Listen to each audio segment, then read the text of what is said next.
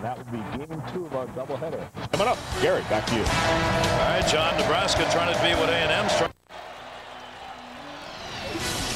Glorious day here in the Front Range of the Rockies, Nebraska, Colorado. You live in those states, so you know the stakes here this afternoon. Buffs win, they win the Big 12 North. Nebraska trying to ruin their season, keep Iowa State's hopes alive for the Big 12 title game, and get to a 7-4 record on the season. Mike Tirico, Tim Brandt, keys to the game in your mind here. Well, I think Colorado, first of all, has to watch its emotion. There's so much at stake. It's senior day. They're coming out. They know that if they win today, they win the North Division title and another shot at Texas. They want that. They still think they have a chance to get to that BCS, but they have to watch their emotions, just play within themselves, get into a tempo, control the game, control the clock. And we will keep you updated on that Texas A&M game, of course, as that works towards its finish. We know the Longhorns will be in Houston in 8 days. Will the Buffs be there as well? Mason Crosby set to kick as Colorado won the toss, deferred the option of the second half. So Nebraska set to bring it back. Marlon Lucky will join Tierre Green back there. Lucky at a 57-yard return against Kansas. Buffs lost at Iowa State. That's why this game has so much meaning. That was back on November 12th, 13 days ago. K-State defeated by Nebraska by 2 in the last game for the Huskers. The big leg of Crosby, it's high and about halfway back in the end zone, and Lucky will decide to take a knee. So Nebraska comes out with the quarterback who is a junior college transfer. Hi, I'm Zach Taylor from Norman High School in Norman, Oklahoma, and I hold the Nebraska single-season passing record. Grew up big fan of the Sooners. Dad a coach there. He's come on over to Nebraska after his junior college stop at Butler Community College, and for Bill Callahan in this West Coast offense has set a record with 2,094 passing yards. He was handpicked by Bill Callahan to run this offense. Nate Swift, Grant Mulkey, the receivers in the slot. First throw is to Mulkey. It's through his hands and incomplete. With a 2nd and 10 coming up. Ideal day, temperature in the 50s, very negligible wind, so this should not be any factor at all today, or the weather in this afternoon's game. Tim Taylor hit in the last game. The concussion seems to have bounced back just fine with the week plus off. Well, everybody's been talking about Harrison Beck, the true freshman who came in and was the hero coming in, gave up his red shirt to do it. Bill Callahan says, I have no regrets, but Taylor's ready to go. Play action, space to throw. Good coverage by the Buffs. Incomplete. We'll have 3rd down coming up. Lorenzo Sims and J.J. Billingsley over there defensively for CU. This Colorado defense is almost impossible to run on, so it will be important for Nebraska to execute the passing game here today. So the offense, the way it's designed, is predicated on balance, and Callahan's gotten a pretty good run-pass balance this year. They're 49% on the ground, 51% pass. 4 receivers out of the gun, 2 passes, 2 incompletions. 3rd and 10 from the 20. Gets the 4-man rush. Time for Taylor. Not anymore. Brought down in a sack. A loss of 7. As the pressure comes on senior day from Brian Ewu, one of the captains of the CU team. Mike, I'm surprised a little bit because they come in with Corey Ross. They want him to be the focal point. They want to establish the run so they can get to the pass. He's just sitting back there way too long. The pressure comes both sides. It breaks down in coverage, and they get the sack. So Sam Cook comes on to kick. Stephon Robinson back to return. Say, if there's no threat of that run, Colorado's just going to lay its ears back and come hard. It's playing games up front. Set up a return. Here at altitude, kicking it away. And a very nice kick. Goes out of bounds right about the 30. They're going to mark it at the 30-yard line. A 52-yard boot. 3 and out for the final time as a Buff. Number 14 takes the field. Joel Platt, Pomona High School, Arvada, Colorado, playing my last game here at the University of Colorado, and I currently own 35 school records.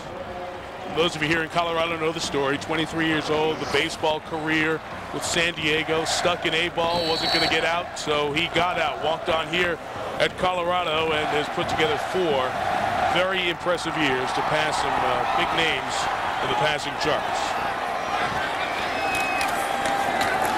First down, first run Hugh Charles breaks free to the 24-yard line. Daniel Bullocks had the angle, pushed him out of bounds, but the gain is 45.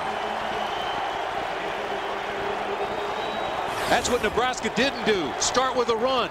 Watch the hole, the zone blocking, and then look at this running lane. He's got one guy to beat. Now watch what he does to that guy. Overruns the play, doesn't break down. He sees that he has no momentum. He takes it outside. Big gainer for Hugh Charles. Great start for Colorado. Hugh Charles could have a big day today because this defense, although it started #1 against the run the first 4 games, the last several games has given up big chunks. Ate up Courtney Grigsby. Now the quick toe on the edge to Charles. He tackled at the 17. That's still a pickup of about 6 or 7 on first down. Daniel Bullocks, who bumped him out of bounds on the 45-yard run, makes the tackle here. Nebraska brings in Andrew Shanley, a defensive back, extra DB coming in here. Now they script the first 15 plays, Mike, but that all changes when they get down in the red zone because they've got an order that they go through down in the red zone. Plays that work, everything changes schematically, and so this is now a different script than they started with.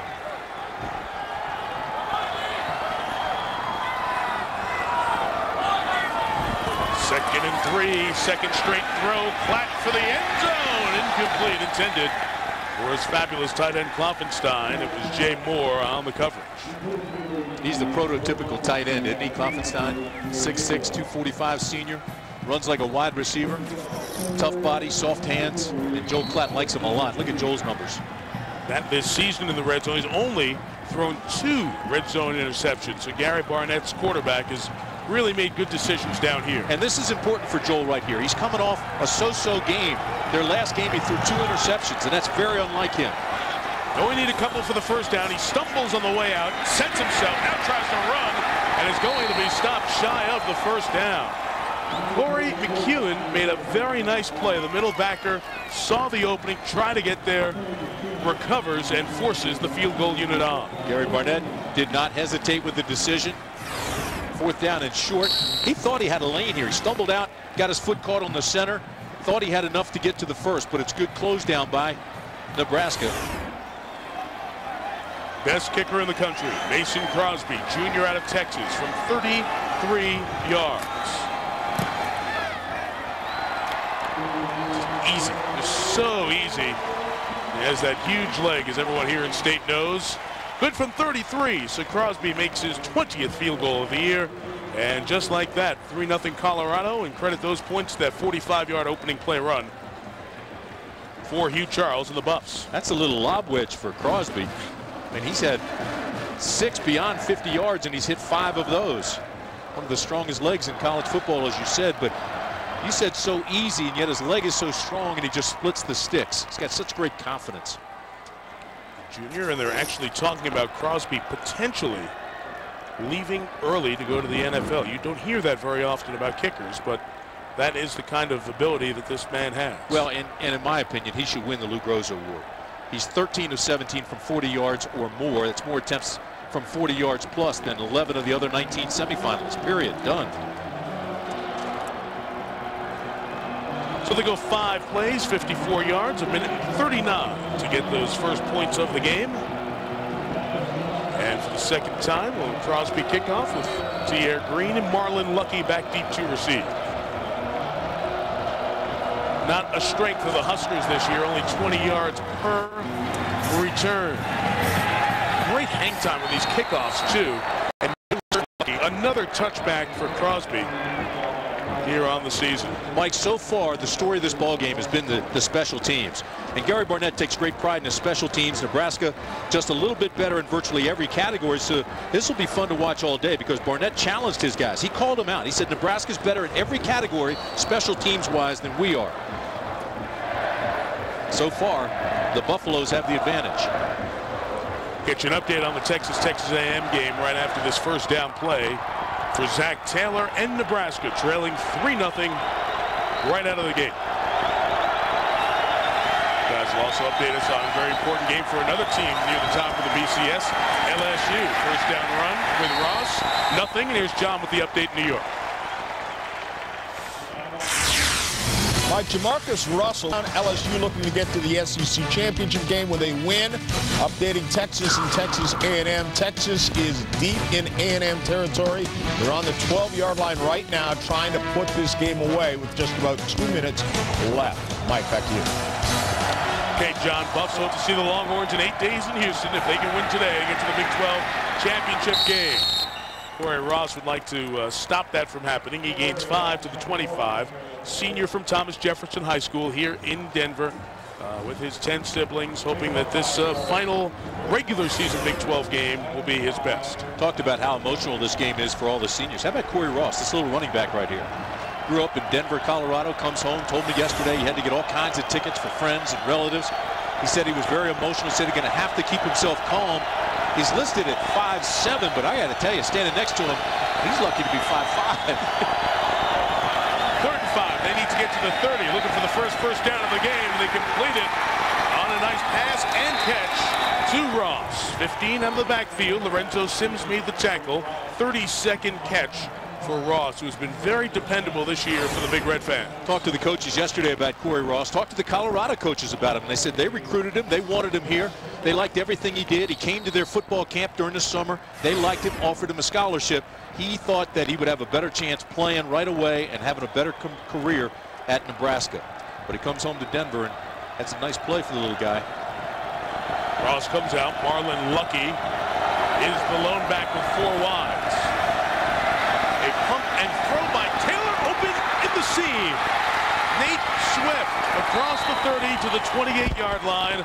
First down, pickup of 32 before Tyrone Henderson's tackle. His 39th catch of the year. Great patience this time by Taylor. He got good production. They were in a zone coverage. He reads that. There's a soft area there, and he finds it. And he goes outside to Nate Swift, and Swift is your big play guy. He's your middle receiver there. He knows it's a zone. He stays in the soft area between the corner and the safety, and Swift picks up his 39th reception of the year.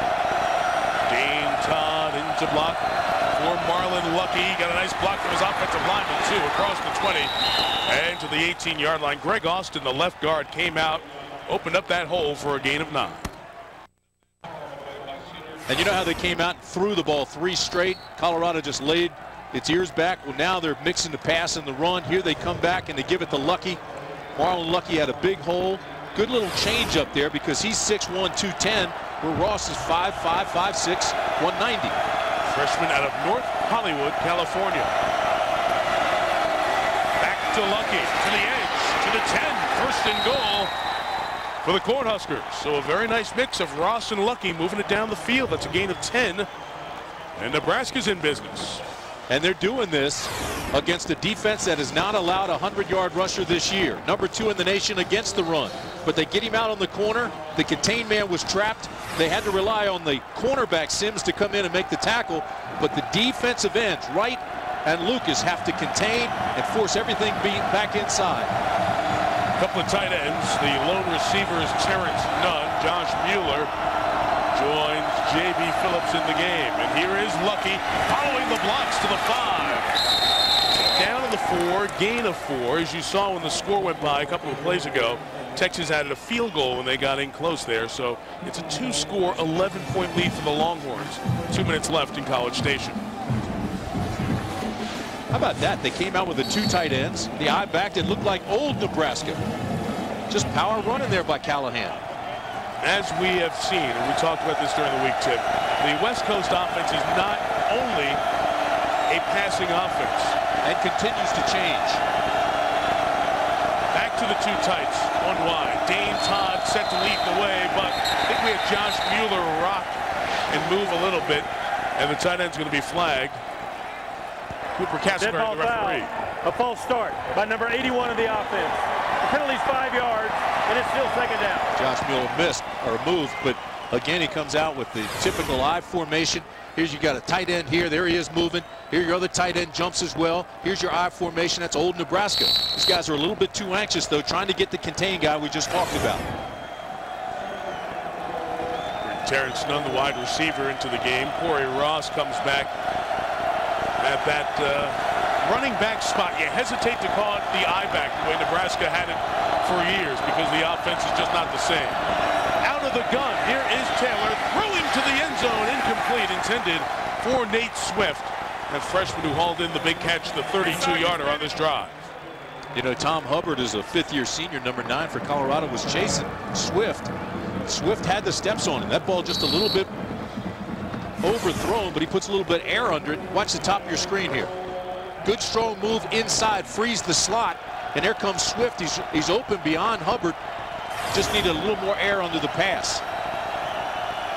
Timeout here taken by Callahan. They may have had 12 players out there when they started to break the huddle. One player came off. There was certainly confusion. The play clock was running down, so Nebraska will stop it here with 6:46 gone by. First quarter, Colorado leading 3-0. Nebraska trying to add a touchdown or at worst tie the game.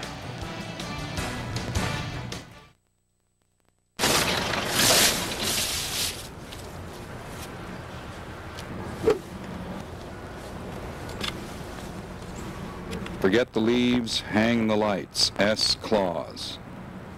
He sees everything. The holidays have arrived, and the Home Depot can brighten any home and any budget. While supplies last, get this 7-foot lighted tree for only $39.98 and 70 light strands for just 99 cents each. The Home Depot. You can do it, we can help. Taco Bell's new Chipotle grilled stuffed burrito, loaded with carne asada steak, Chipotle seasoned rice, spicy Southwest Chipotle sauce, and 3 melted cheeses, all wrapped up and grilled to go for the perfect balance of flavor and spice. Think outside the bun. Is your daily face routine irritating the man in the mirror? Introducing Nivea for Men's Sensitive Lotion for a calm and comfortable face. New sensitive lotion and face wash, only from Nivea for Men. So what do you got?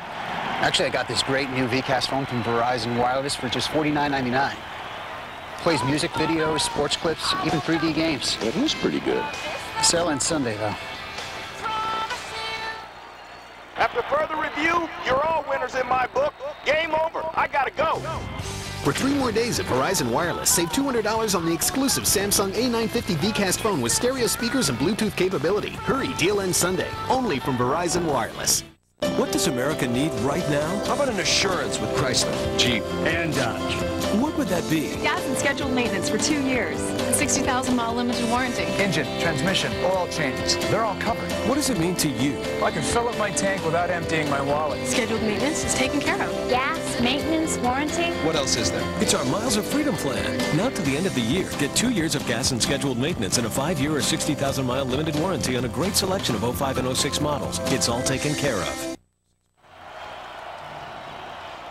Out of the timeout, we have a 3rd and goal here for Nebraska, trailing 3-0. Todd Peterson, freshman receiver, in the game, joining Nunn and Swift as they run out of the gun. Nunn in motion, Taylor throwing to the end zone, and it's incomplete. Job of coverage by Jarrett Burrell to help knock it away, and we'll have 4th down coming up. Mike, that is great coverage by Burrell. Here's a guy that's played more snaps than anybody else on this defense. Look at him battle up top. Now watch, he'll look back at the last second for the ball, and the right hand just knocks it away from Swift. Swift has great hands. This ball is coming right at you this time, and it looks like it's going to be complete. But the right hand snips in there and just knocks it away. Very nicely done by Burrell. Freshman Jordan Congdon has had a good season and adds the field goal to make it 3-3. So both teams drive down the field after that initial Nebraska 3-and-out. Colorado gets a 45-yard run to set up its field goal. Nebraska a 32-yard pass play to set up its field goal. Well, that's a good-looking drive by Nebraska, a confidence builder for a team that really is still trying to legitimize this offense that Bill Callahan has put in Nebraska. And that time they mixed the run, the pass very effectively. Almost had the 6. They end up with the 3. We have our friends in Nebraska and Colorado watching, so obviously so much talk, Tim, about the offense with Callahan. Don't you get the sense that the players are starting to get to the level where you can now do a lot of what the offense allows you to do? Yeah, I don't think there's any question about it. You know, he took so much heat for changing the offense. He's now getting some players in. We talked about he handpicked Zach Taylor and Corey Ross, who's one of those all-everything backs, kind of fits into the scheme. He lucked out there getting the senior to do that, but it's all starting to kick in now. He was saying yesterday, Mike, that all the criticism, he knows this offense works. He's worked it effectively and efficiently and successfully at every level, and he knows it works. He just has to stick by his guns and kind of infiltrate it into the state. Did get him to the Super Bowl. I guess it works, right? Up to the Super Bowl with the Raiders. Of course, they lost to John Gruden and the Buccaneers. Terry Washington and Stephon Robinson are back deep to receive as Congdon is set to kick it off. Returnable from the 3 with Robinson. Into the pile, but still going. Almost spun on the way out of it. And Robinson's brought down to 25. 22-yard return and average field position for the Buffs. Of course, a Colorado win, and they win the North for the 4th time in 5 years. Texas and Oklahoma have been the teams that have been dominating the Big 12, not just in the South, but obviously dominating from a perspective of contending for national titles. And it's now over as the Longhorns have won by 11. And the Buffs will see them next in 9 days, or Iowa State. And there are the pretty clear-cut scenarios. Can all be decided here this afternoon. Charles, the tailback, from the 25. Flat throws complete. Gain of 8 with Patrick Williams, redshirt freshman out of Dallas. 23rd ball he's caught this season. Courtney Grigsby made the tackle. Problem for the Colorado receivers, they're looking back into the sunshine. You can see which way the shadows are going. He looks back into the sunshine to get that pass, especially on deeper passes where the ball's a little bit higher. It's going to be a problem. And there's the sun up behind the press box there that you see, and you can see how it illuminates and comes down. And when the receivers are looking back, they are looking right smack into that sun, and it is tough. Run. Charles got the edge. First down. Hugh taken out of bounds. Give him 7 to the 41-yard line. That would be Blake Tietke on the tackle. He's out of Cedar Rapids, former walk-on. So many former walk-on stories in this game. Joel Klatt is one as well. Played 1 game against Baylor in that first year and burned that initial season, but he's been Barnett's starter here for the last 3 and done quite a job.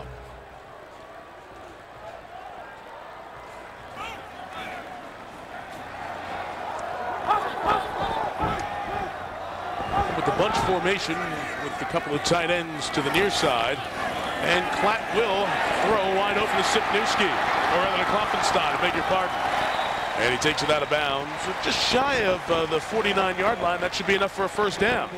Mike, one thing that Colorado coaches were telling us they picked up on tape is the fact that the defensive ends, the open end and the base end for Nebraska, they come hard, they come shallow, and so they want a little misdirection. See how they overrun it there? And what happens is they come back on the little waggle, and Ickes 49 can't get back out fast enough, and they just dump it over to Klopfenstein. And these tight ends are so active, you've got to be very careful. Nebraska has become sack happy this year. 42 tops in the country. Run Charles. Caught behind the line of scrimmage. Very well played by Bo Rude, brother of Barrett. Loss of 5 from the sophomore out of Lincoln. It's one of those plays where they just had the right defense called. They were coming with a stunt. Bo Rude, 51, kind of slips through the open area and runs right into Charles, number 2, the ball carrier. So 51 Rude with a nice play on the stunt, got into the gap untouched to make the tackle. Just had a right defense called for the right play. A couple of injuries have forced Rude and Corey McEwen, the 2 linebackers, to really step up their play a bit earlier than thought. They have been very good.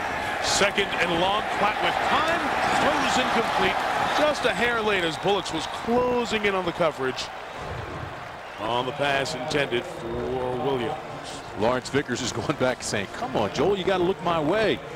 I was open over in the flat. We'll have 3rd and 13, 3rd and 15 officially coming up.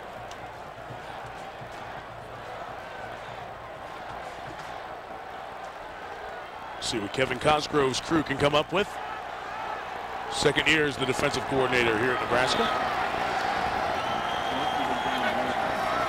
Welcome to those of you who watch Texas A&M. You join us a 3rd and long and a completion just shy of a first down to Evan Judge. Stopped at the 40. It would be a 57-yard field goal from here, and we say that because that's the kind of range the kicker Mason Crosby has. We're in Boulder on the Front Range, a beautiful day with the temperature in the 50s. 3-3 is our score. Colorado and Nebraska. Mike Tirico, Tim Brandt, Susie Schuster. Opening drive was a 3-and-out for Nebraska. Then we had a Colorado opening drive for field goal, followed by a response from Nebraska getting 3. And now Crosby's going to come out and try a 57-yarder. He's made a 60 in his career. He's made a 58 this year at Miami. He's made 5 from over 50. This one from 57, he's got all the leg in the world, but it's no good. He cleared it by 10. He is an unbelievable kicker now, 5 of 7 in his attempts over 50 yards. And that's one of those deals, Mike. You hope that those that vote for the Lou Groza Award don't look at his numbers and say, okay, well, he missed beyond 50 yards. That now makes it 5 of 7 this year beyond 50 yards because of that miss. But I'm telling you, you see the strength of his leg. He's going to be a great NFLer. He's got more attempts over 50 than some conferences do. 7. And he's made 5 of them. Almost had this one, too. 3-3. We'll get you all caught up on what's been going on and what's on the line here today when you come back to Boulder.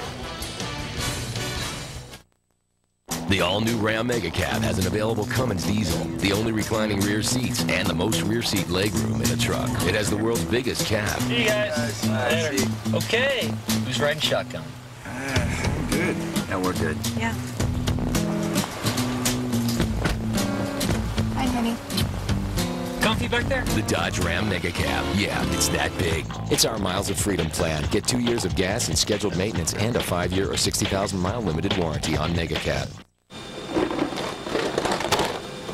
This is not what smart travelers do. But this is. Go to Thrifty.com for our absolute lowest rates. Guaranteed. Thrifty.com. Book smart. What's this?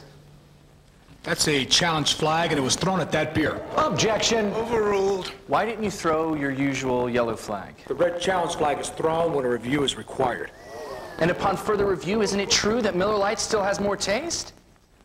It was conclusive. I guess Miller Lite just tastes great.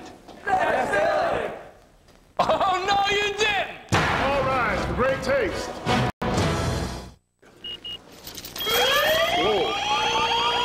This is not what smart travelers do. But this is. Go to Thrifty.com for our absolute lowest rates. Guaranteed. Thrifty.com. Book smart. College football on ABC Sports, brought to you by Dodge. You can take life as it comes, or you can grab life by the horns. Dr. Pepper in your local Dr. Pepper bottle, or Dr. Pepper, one taste and you get it. And Drive Insurance from Progressive, available only through an agent or broker. Relax, just drive. Very easy to relax in this beautiful part of the world. The Front Range of the Rockies here in Boulder, all tied at 3 after the missed field goal by Mason Crosby that had the length to be good from the mid to upper 60s. But as Tim pointed out during the commercial, good field position for Zach Taylor and the Huskers. He's brought down, loss of 2 as he was trying to scramble. James Gary, captain, comes up with the play for the stop. Crestor starting lives. Nate Swift already has a big catch today. Corey Ross is a senior from Denver, playing his final Big 12 game back in his hometown. About 40 friends and family on hand. Watch those freshmen on the edges here of the offensive line, Murtha and Slauson. They are both young. They have improved. However, they are not experienced. Colorado knows that. Try to take advantage of that against this West Coast offense, orchestrated by Zach Taylor, junior quarterback out of Norman, Oklahoma.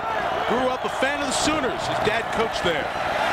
2nd and a dozen. His throw is complete, about 4 yards shy of the first down. Next with J.B. Phillips, the tight end, his 12th grab. So 3rd down, this Colorado defense will try to force a second 3-and-out for the Cornhuskers today. At right, Manapuna Gary, the captain on this senior day, making his 32nd and final start. And Maurice Lucas dies on Washington and Ewu. Brian is a senior captain out of Houston. Big hitter who's overcome a lot in his life. On the corners, Jarrett Burrow, who's helped stop a touchdown, and Lorenzo Sims. But we highlight J.J. Billingsley out of Aurora, a very good defender for Mike Hankowitz, who's come back to where he was the defensive coordinator from 85 to 94. And he's got a defense that's terrific against the run. Taylor, third down throw, complete for the first down to the 43-yard line to Terrence Nunn, sophomore out of Houston. Lorenzo Sims made the tackle after the gain of 10. This is going to be a problem that Colorado has all day. Watch this. Now, you've got a 6'1" receiver going against a 5'10" corner. This is not the biggest mismatch, but all the way across the board, there's a size differential. This time they just got the quick out, separated, knew they had to get the distance for the first down. Well-run route. Terrence Nunn with his 36th catch of the year. Very, very productive. So now first and 10, Taylor coming out of the gun, quick toss. They're trying to jump some of these routes, but still completing them. This is going to be a gain of about 3 or 4 yards with Todd Peterson, the redshirt freshman. Here's the importance of the game, and you just saw Texas beat Texas A&M. So the Longhorns' next game is in 8 days in Houston, Big 12 championship game. Colorado joins them if the Buffs win here today. If they don't, then it's up to Iowa State. Iowa State must win tomorrow against Kansas, and then the Cyclones will represent the Big 12 North. Gary Barnett trying to win the North for the 4th time in 5 years. Marlon Lucky stopped only a yard or so. Akarika Dawn, really the 4th linebacker that plays. He's a senior. Former strong safety who's moved up to linebacker, makes the stop. Well, third down coming up. Once they pull their guard here, they try to get him out in front on this power play. He comes up, but it's really played nicely. This is a defense that ranks number 2 in the nation against the run. And Brian Ewu is always in the middle of it. He's 6 feet, 225-pound senior. Really had that hamstring problem a couple weeks ago, had a bad knee, but he's finally healthy again. And this defense has not allowed a 100-yard rusher this year. Corey Ross, the lone running back. Pressure from the Buffs. Taylor in trouble and brought down. It is Dawn coming up with the sack, his 2nd on the year, 3rd sack of the game for CU. Boy, they were bringing the house too, Mike. They were gambling. Watch this. They're bringing the blitz. They're bringing it straight up, and they know they've outnumbered them. So somebody's going to come free. And it was Dawn who came free. He drew the lucky gap. Bingo. Sack. Sam Cook angled his last kick out of bounds. It was very good. He has pinned the opponent back inside the 20. 28 of his 58 punts coming in, so about half the time. So he's very good directional kicking and getting it to bounce for him.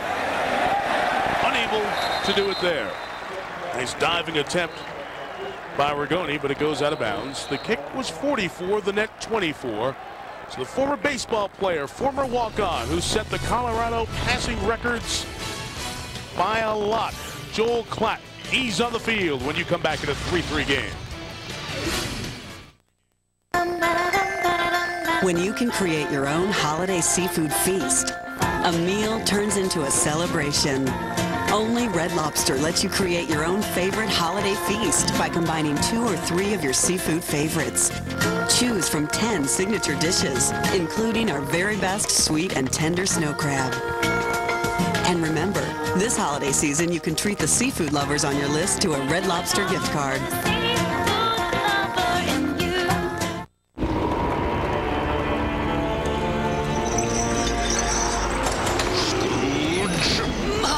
Why haven't you called? You're dead, and I'm too cheap to spring for a phone. Ah, but with Singular Family Talk, you can add a line for just $9.99. And if you buy 1 phone, you get 4 free.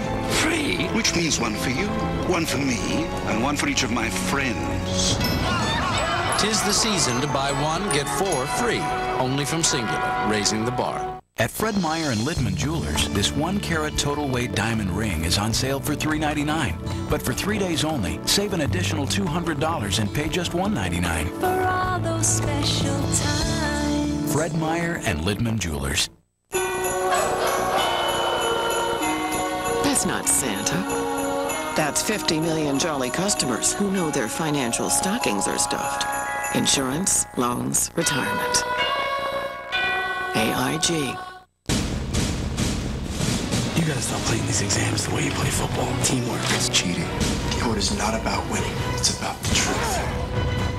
Code Breakers, an ESPN original movie, Saturday, December 10th at 9 p.m. Eastern on ESPN.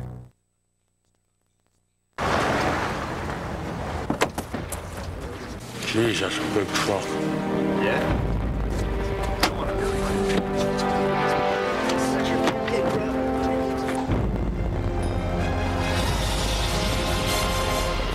It has the world's biggest cab. Where's the truck? The all-new Dodge Ram Mega Cab. Yeah, it's that big. It's our Miles of Freedom plan. Get 2 years of gas and scheduled maintenance and a 5-year or 60,000-mile limited warranty on Mega Cab. Back in Boulder, all tied at 3. Mike Tirico, Tim Brandt, Susie Schuster. Hope you're enjoying this day after Thanksgiving, and this has become a day after Thanksgiving tradition for a decade now. Nebraska and Colorado, of course, Oklahoma, Nebraska on this date for so many years in a fierce rivalry, but this has become a big rivalry on the Nebraska side. It has been since Bill McCartney made it so on the Colorado side. These two border states, and it's become a very significant game. First down run by Byron Ellis for a gain of 5. Let's go back to the last series when Nebraska was taken off the field. That'll be our Dodge defensive playbook, and on 3rd down and 5, Colorado is bringing the house. Here's your guy right here. This is going to be your sack guy, Akarika Dawn. Go ahead and roll it. He gets the free gap. They overload him. They blitz hard. Dawn comes free. 3rd down and 5.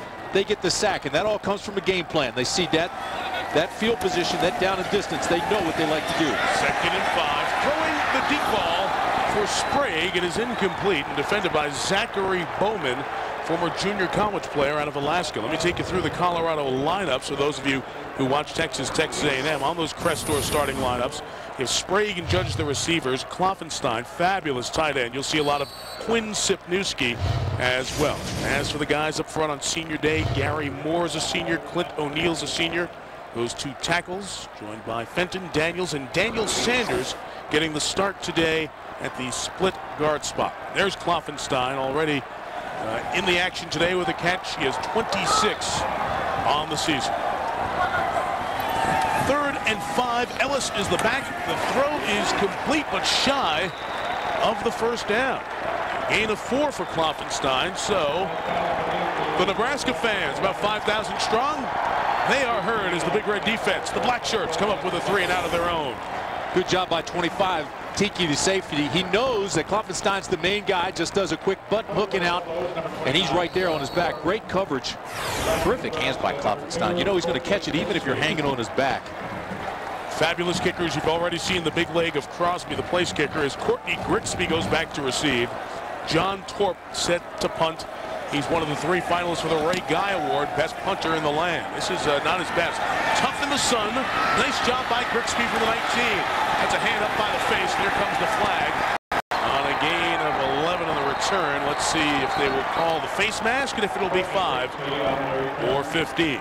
2 mistakes in a row for Colorado. First, Kloffenstein doesn't know where the first down marker is and doesn't get enough on his pass reception. Then they come down and they get the face mask.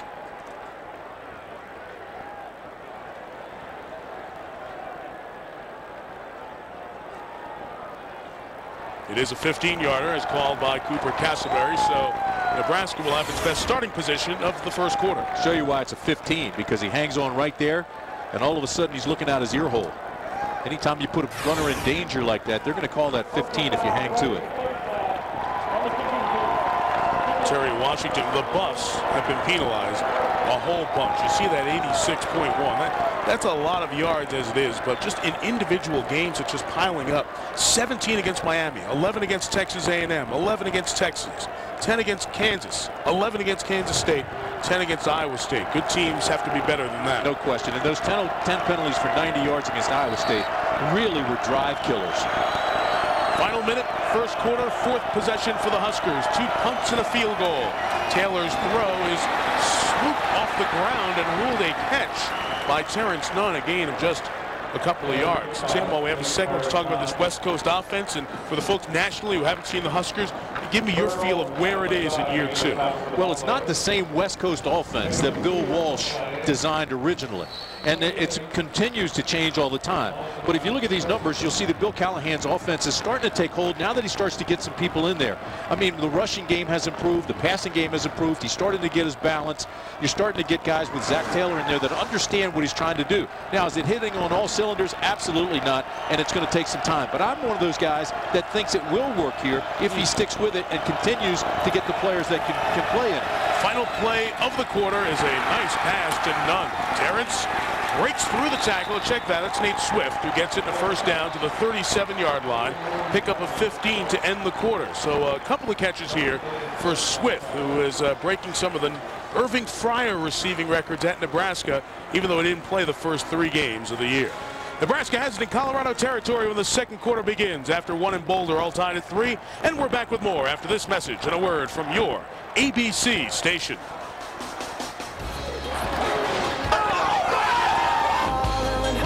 To breathe. Is there anyone out there? 'Cause it's getting harder and harder to breathe. So I work at a children's hospital. I'm sure some people would quit after winning the lottery, but you know, I hope I'm not being too forward, but I feel this real connection to you. Real connection to you. Diet Cherry Vanilla Dr. Pepper. Phenomena. Phenomena. Phenomena. Diet Cherry Vanilla Dr. Pepper. Tastes so good, you'll get lost in it. What does America need right now? How about an assurance with Chrysler, Jeep, and Dodge? What would that be? Gas and scheduled maintenance for 2 years. 60,000-mile limited warranty. Engine, transmission, oil changes. They're all covered. What does it mean to you? I can fill up my tank without emptying my wallet. Scheduled maintenance is taken care of. Gas, maintenance, warranty. What else is there? It's our Miles of Freedom plan. Now to the end of the year, get 2 years of gas and scheduled maintenance and a 5-year or 60,000-mile limited warranty on a great selection of 05 and 06 models. It's all taken care of. Tastier, crispier Tostitos restaurant-style tortilla chips dipped in the queso smooth Monterey Jack cheese. Honey, can we eat them now? Oh, yeah. Tostitos, now even tastier and crispier. This is not what smart travelers do. But this is. Go to Thrifty.com for our absolute lowest rates. Guaranteed. Thrifty.com. Book smart. They're all fascinating. They're all the biggest newsmakers of the year. But who will be named the most fascinating person of 2005? The secret will be revealed. Barbara Walters' 10 most fascinating people of 2005, Tuesday, 10/9 Central, only on ABC.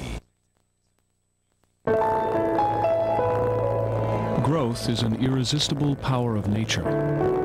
Protection is the most natural of instincts. And it's only when these two forces work in harmony that we can truly discover all the richness of life. At Prudential Financial, we grow and protect wealth, so you can discover all the richness of your life.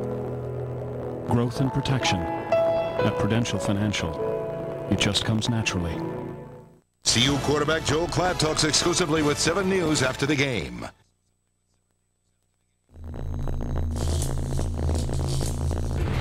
Hi, I'm Zach Taylor, quarterback for the Nebraska Cornhuskers, and I just want to wish everybody out there a happy Thanksgiving. Happy Thanksgiving, everybody. Terrence Nunn, the wide receiver, joining his quarterback Zach Taylor, and all of us at ABC. Glad you're including us in this great day. Friday after Thanksgiving. Settle in, enjoy the football. Nebraska on a drive. Taylor tried to pump and go. It was covered. The receiver broke open as Taylor scrambled out and threw it away and out of bounds. Zach was running for his life there. We'll have 2nd and 10 coming up. That breaks his streak. He had 5 straight completions after throwing into the end zone a couple of times. Pretty good hot streak. And this is a situation where he really had a receiver open for a second. They were in a cover 2, and he got past the safety. He was wide open. But at that time, Zach Taylor now was scrambling right and just threw it away because he lost focus with what he was doing and started seeing his black shirts chasing him.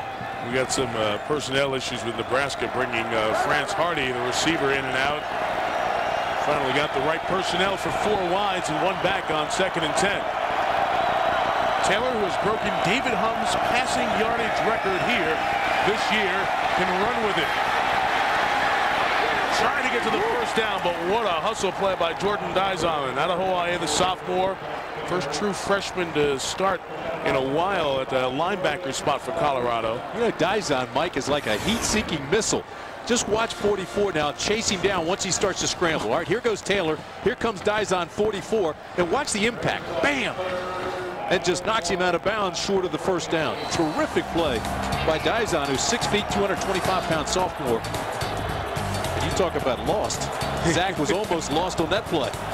You saw that his dad has all those Oklahoma ties. He's from Norman, Oklahoma, and he's going to have to take a timeout here as the play is late in coming in. It was kind of a detox of the system. There were Oklahoma pictures all over the Taylor house. He and his brother Press, and it was get that Nebraska red in there and kind of change it up a little bit. And now they are a Cornhusker family, at least as long as Zach is going to be the quarterback.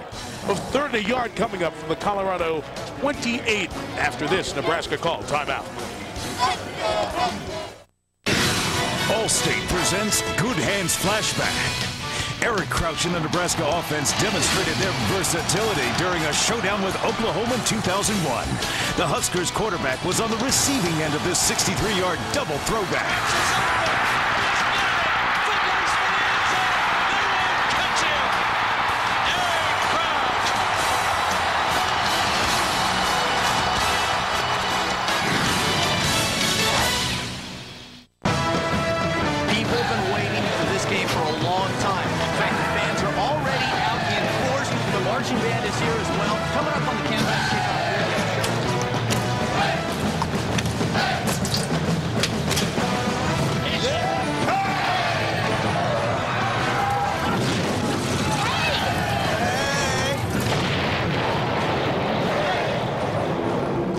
Football.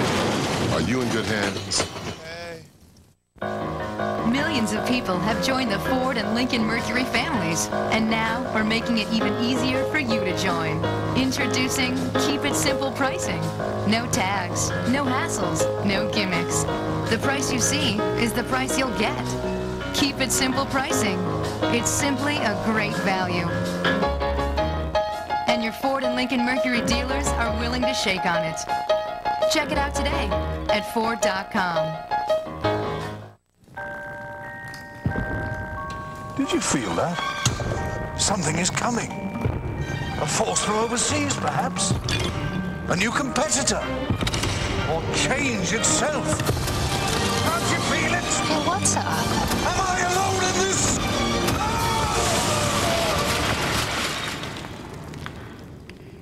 Change is coming. IBM Business Consulting helps you manage it. The NBA on ABC. Christmas Day doubleheader. Beautiful weather day. Temperature in the mid-50s at kickoff. It'll probably be around 50 when we're all said and done, with most of the stadium going into shadow. At least the west side is right now. Out of the Nebraska call timeout. Second one they've used, by the way. We have third and a yard coming up. Dane Todd, the fullback, leads the way. And the run by Cody Glenn, the freshman out of Texas, is going to get it. When they ran it early on, a big thumper, they called him Baby Earl because he grew up 40 miles from Tyler, Texas, the home of the great Earl Campbell. He didn't have that ability just yet, but he's big enough to thump a first down out for the Huskers. Yeah, there's no question about it. They came out in a power formation. He comes in, he's 230 pounds, bigger back, good change-up. And they had it defended, but he's so big and strong, bounced off of it, and his second surge got the first. How about that for a freshman? 230 pounds. He's got 3 touchdowns, brings a different style. With Marlon Lucky, a little bit bigger back, and the very short but speedy Corey Ross. This is Lucky coming through there, and he gets a decent first down gain of about 3 yards. 2nd and 7. Brian Ewu made the tackle. Tim, back to Zach Taylor. You know, you showed the numbers. It's just still a shock to your system. For 35 years, we've become used to Nebraska football and the great option, and there they are, 110th in the country in rushing.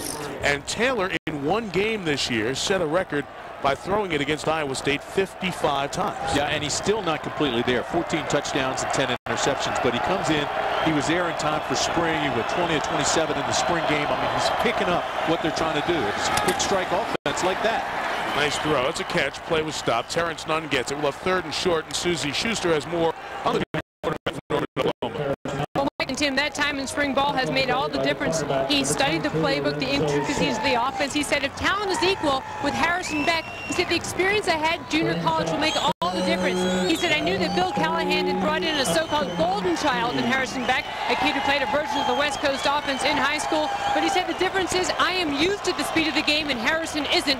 And in fact, Harrison did tell me he has been completely overwhelmed with the tempo of the college game. Yeah, and that's big because he handpicked Taylor out of junior college, and Beck is the true freshman out of high school and the future of the program. Third and 2 quick toss. What a catch by Ross from Denver, Colorado to the end zone in Boulder.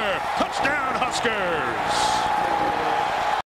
The pressure was on. Taylor threw a hot shot at the fair hands. The 5'6" guy out of Thomas Jefferson High School in Denver. The 19-yard score put the big red on top. His third good guy out of the backfield. Just kind of slides in like he's going to block, and that was a shot. Hit him in the face. But then he's got the ability to just, after the catch, to find that open seam and explode. Here's the guy. He's captain of the team. He's only 5'5", but he comes back here at a place where Nebraska's played well. They're 5-1-1 here in the last 7 games in Boulder. Jordan Congdon adds the extra point, and Nebraska sees Colorado down the field goal. Stem the tide and come back with a field goal of their own, and then this touchdown drive, Ross's 7th touchdown reception on the season. First touchdown reception. Introducing Keep It Simple pricing.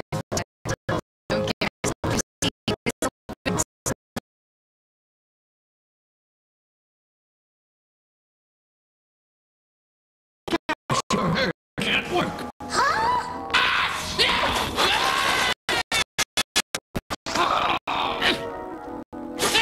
Aflac has about it at work. Great values, holiday gifts, and decorations. Get this magical pre-lit artificial tree with 400 lights for only $25. That's half price. Save $30 on this Werner 4-foot fiberglass stepladder with a handy tool tray top. Now only $29. What's more, use your Lowe's card and pay nothing in 2007.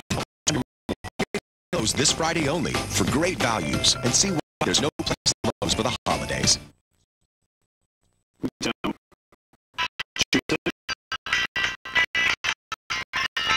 Just the good boys, never meaning no harm.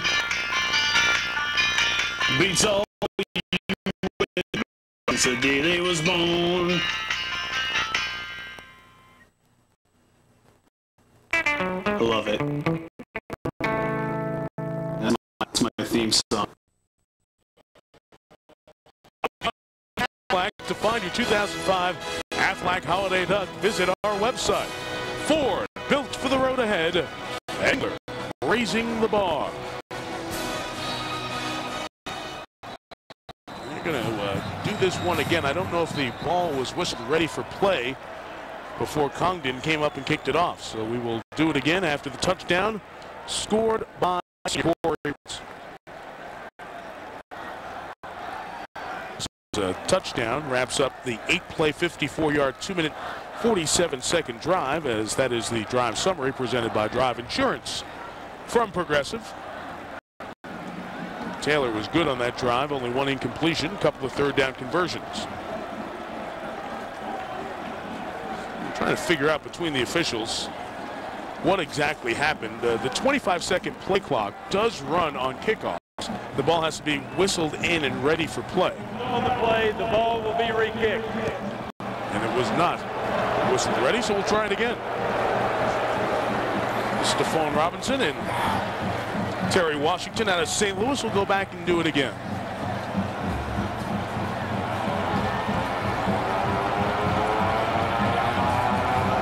The freshman Congdon has shared the kickoff duties with Jake Wesh this year.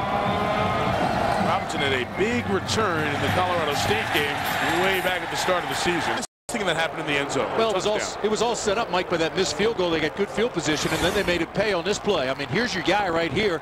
Here's Corey Ross. He's just going to come right through here and just get a little flat. Go ahead and roll it. You'll see Taylor picks him up, tries to knock him over with the pass, but then watch the blocking that he gets up here. Oh, 3 guys. Todd Peterson's right in the middle of it. They field it off. They block it. They shed it. It's gone. In for the touchdown. You saw got to watch that circle. They had him circled. J.J. Billingsley, the safety, came up to blitz and bring the pressure. And that's why nobody was home to make the tackle. So Klatt back at it right away, and his pass is incomplete. As Nebraska's doing a nice job in coverage. Evan Judge was the intended receiver there. And Klatt, the former baseball star, off to a 5 of 9 start here this afternoon. Mike, we go back to that missed field goal, and although he had plenty of leg, missed it wide right, and it gave Nebraska terrific field position to start that drive. And boy, they capitalized. Taylor 4 for 5, 40 yards on that drive, and you know they've taken this crowd out of it a little bit. Sellout crowd. So often you have a game on Thanksgiving weekend and students aren't here. Sometimes the attendance is down. Not for Nebraska, Colorado. Students here in good numbers, and obviously everyone else filling up Folsom Field. Pressure is on Klatt, and he's brought down. Titus Adams, the senior out of Omaha, and Jay Moore, the open end out of Elkhorn, Nebraska, combined for a 9-yard loss. Well, I'll tell you what, they're coming hard, and Joel Klatt's not comfortable anymore. He's wondering where his blockers went. You know, this offensive line that Klatt has in front of him has only allowed a league best 7 sacks coming into this ball game, so that's unusual to see Klatt get sacked like that. But not unusual to see Nebraska. It's a good matchup today. The Huskers, tops in the conference, tops in the nation. That was their 43rd sack, and it sets up 3rd and 19. The Buffs needing to get to the 30, and they will just draw it to get space and get nothing. And this Nebraska team trying to get to 7 wins, playing with attitude. Charles is stopped by Adam Carricker out of Kennewick, Washington. Kid who was born in Nebraska. And can't make the point strong enough that this play right here, by shutting it down and backing up the Buffaloes, Nebraska is going to get great field position once again. This is a field position game.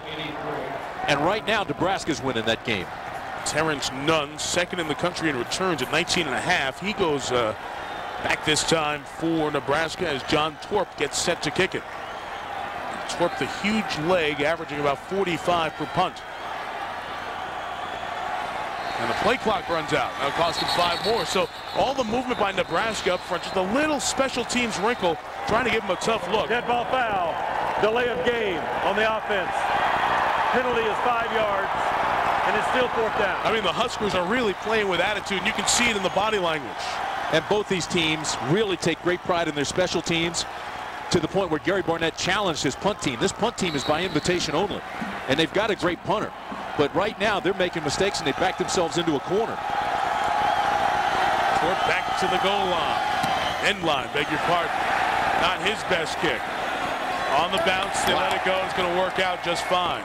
It's going to end up to be over 55 yards, 57 officially, as the decision was made by Terrence Nunn to let it go. So still good field position for Nebraska. Touchdown the last time they were on the field, and it was done by Corey Ross out of Thomas Jefferson High School in Denver. Very big homecoming game, his final Big 12 game. Taking one in, we'll see what he can do on the next drive to help the Huskers, who lead by 7.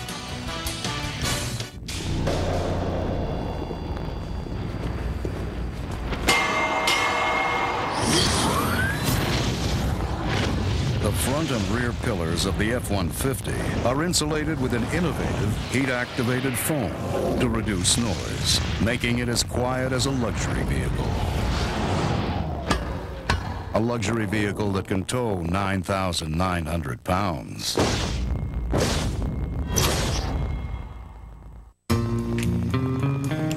Is your daily face routine irritating the man in the mirror? Introducing Nivea for Men's Sensitive Lotion for a calm and comfortable face.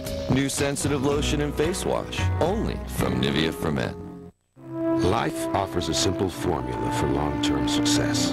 Protect what really matters. Grow it with care. That's our approach to planning for your future and Prudential retirement. For decades, we've used our strength to help people and organizations plan for retirement with intelligent retirement solutions designed to both grow wealth and protect it. Growth and protection. The strong and steady approach to retirement at Prudential Financial. At Fred Meyer and Littman Jewelers, this 1-carat total weight diamond ring is on sale for $399. But for 3 days only, save an additional $200 and pay just $199. For all those special times. Fred Meyer and Littman Jewelers. Wednesday. Do you believe in ghosts? The truth about this survivor's past What happened in the hatch? I'm sorry. will be revealed. An all-new Lost, Wednesday night, 8 Central, followed by an all-new Invasion, only on ABC. See you knows no defeat, so roll up that mighty score. Never give in! Shoulder to shoulder, we will fight! Fight! Fight! Fight! Fight!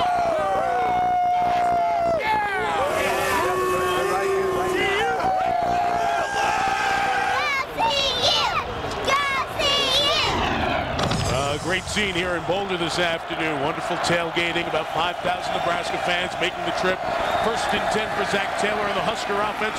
Throwing the deep ball incomplete as he tried to get the freshman Nate Swift sprinting. Taylor, just his 2nd incompletion in his 9 passes that he's thrown. 7 of 9 in the last few minutes, 63 yards, and that touchdown to Ross. Mike, can't talk about field position enough. You know, Nebraska's average starting field position was inside the 25-yard line last year when Colorado got them, and Colorado started everything at the 37 or better. Well, here, Nebraska's last 3 drives start at the 40, 46, and 38. So they are definitely winning the battle of field position. 1 back, 4 receivers. Taylor saw it covered downfield. Has to get rid of it, and it's incomplete. That's one of those throws into the sun. France Hardy went up. Sun or not, I don't know if he would have caught it. Brian Ewu's pressure forced the quarterback Taylor to get rid of it. You know, normally this is a dink and dunk type offense, but they're trying to give double moves on all these cornerbacks, and they're throwing deeper patterns. Everything's been double move. And when you think of West Coast offense, it's just dink and dunk, get rid of it quickly. But you see him throw his shoulders there, it pumps, and then he wastes time, and then he comes back and throws, and there's pressure there, and he throws it away. They got to get back into a rhythm. He's got to throw on time. They need to get the plays in quicker, too. This play came in late as well. Dan Erickson coming in. The play clock winding down to 2 and 1. They got to take a final timeout. And that's going to draw a flag. That is stupid. Oh, boy. Alex Ligon, the junior defensive end, after the timeout was called. That's just a mental mistake.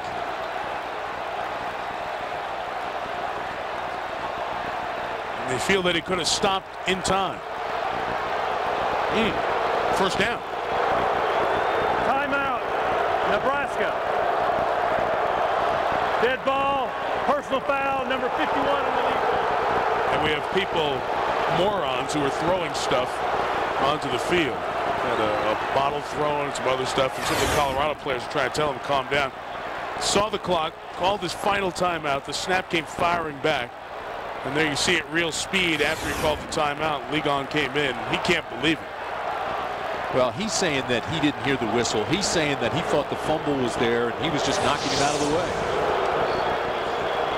Still a mental mistake.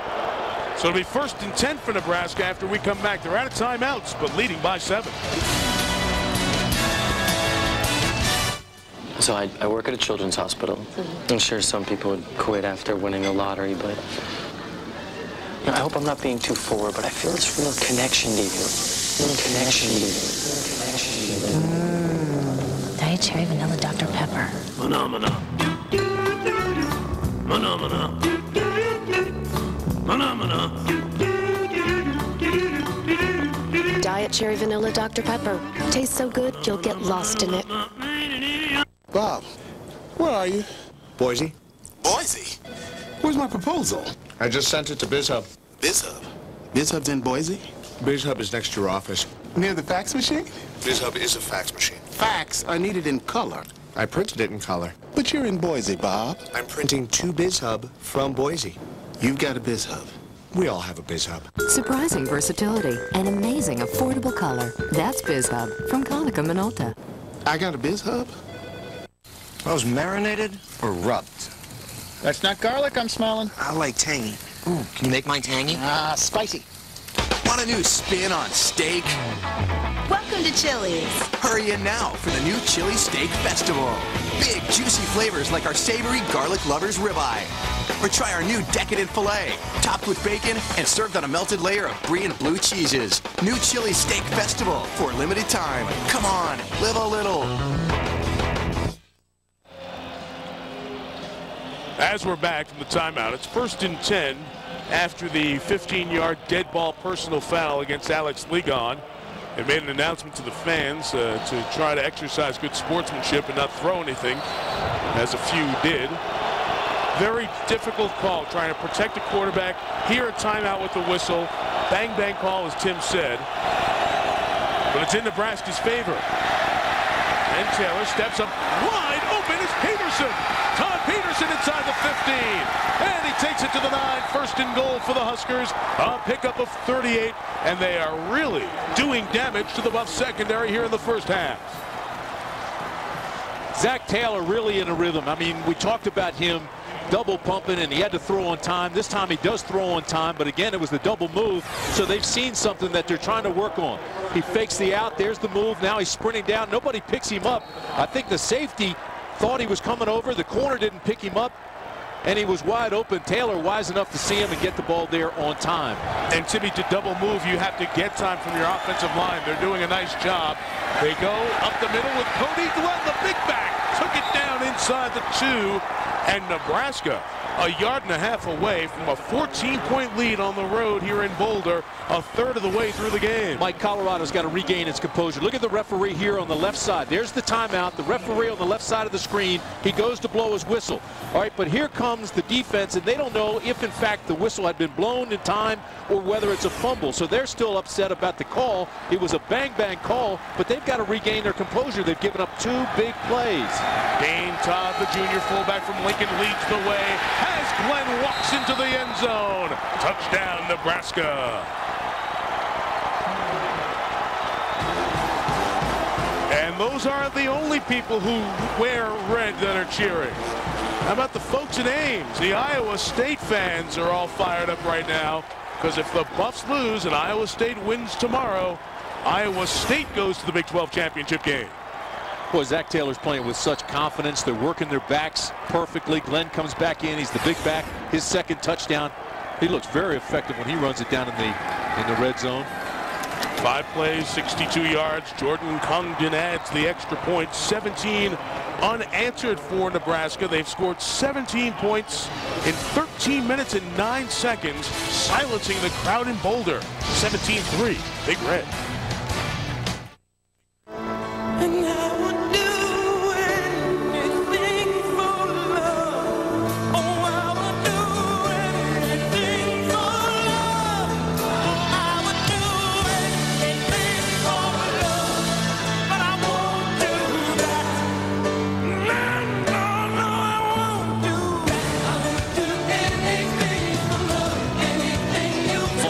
With the rich, bold flavor, Dr. Pepper.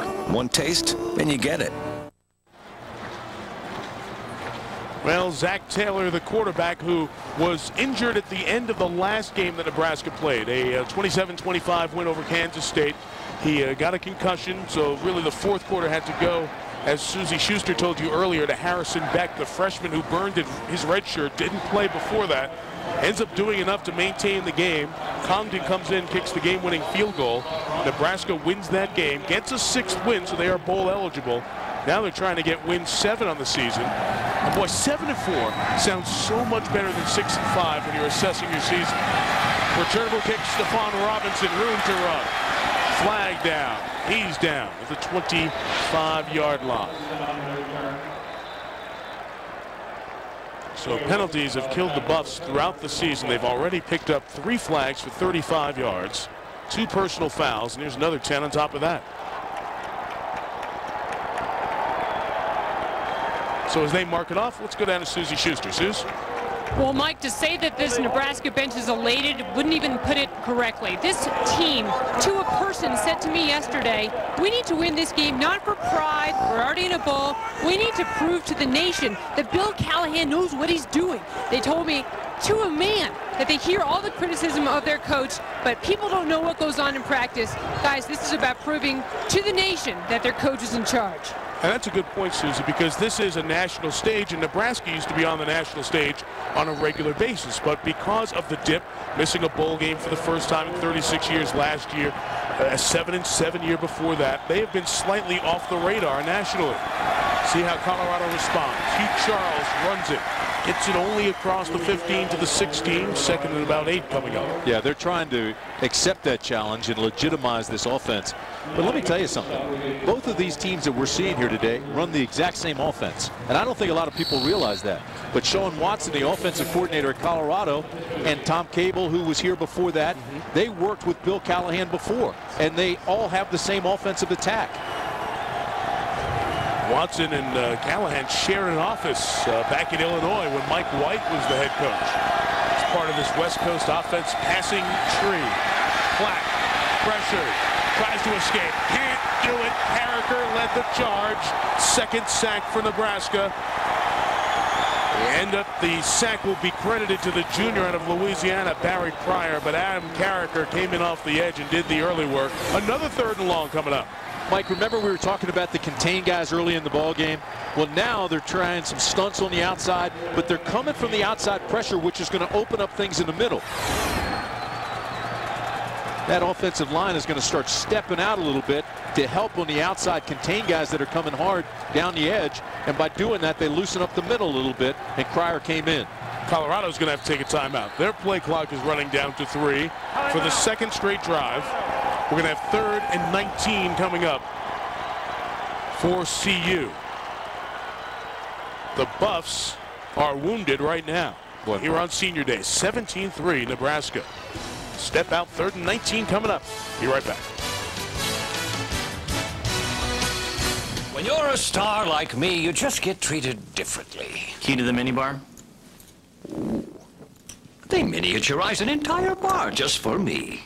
Turn down service? Fantastic. Somehow they know I like to sleep between the sheets. Even my independent insurance agent spoils me. John, for you, the best policy is drive insurance from Progressive. I've compared a lot of them. You see, he treats me like the Sultan of Mau. Actually, I do it for everyone. Of course you do. To find an agent who'll take care of you, go to driveinsurance.com. Pretty stunning turn of events here, really in about a 13-14 minute stretch. Nebraska has scored 17 unanswered. Joel Klatt's family, dad, mom, and wife Sarah, watching and not very happy about what they're seeing. Joel and company are in a 14-point hole. This ball game has changed dramatically, and since that missed field goal by Colorado, their last 8 plays have gone for minus 23 yards. And this Nebraska defense is like chum to a shark. I mean, they're coming harder and harder, and as you mentioned, coming into this game, they led the nation with 42 sacks. They've got 2 here today. They only had 25 all of last year, so you can see the improvement. Out of the timeout, we'll see what the Buffs will do with their second consecutive 3rd and 19 on a drive. To make a big play down the field. He's going to run it, try to get some punting space. Charles on the edge, one man to beat. Brought down, what an open field tackle at the 16-yard line. Terrific play by Zachary Bowman. We talked about him from Anchorage, Alaska. Became a starter in week 4. Transferred from junior college. And in that transition year, he's starting to pick up his play as the season winds down. Go back to the point about field position, and certainly Nebraska has had it here of late. But by not getting this first down, and you're right, he came awfully close to getting it. I mean, almost had the corner on Bowman, number 1. He gets around that corner, he's got that and a lot more. That's that horse collar tackle. In the NFL, that would have been a penalty. Hand reaching inside the shoulder pads. It's not in college. Wouldn't be surprised if that rule changes in the college game next year. Finally, John Torp gets off one of his kicks. And interference with the opportunity to catch it, and the Colorado Buffaloes commit another penalty. They're self-destructing. It's Terry Washington's second penalty on special teams here this afternoon. You got to be ready for that big hit, but you've got to have some awareness and be under control.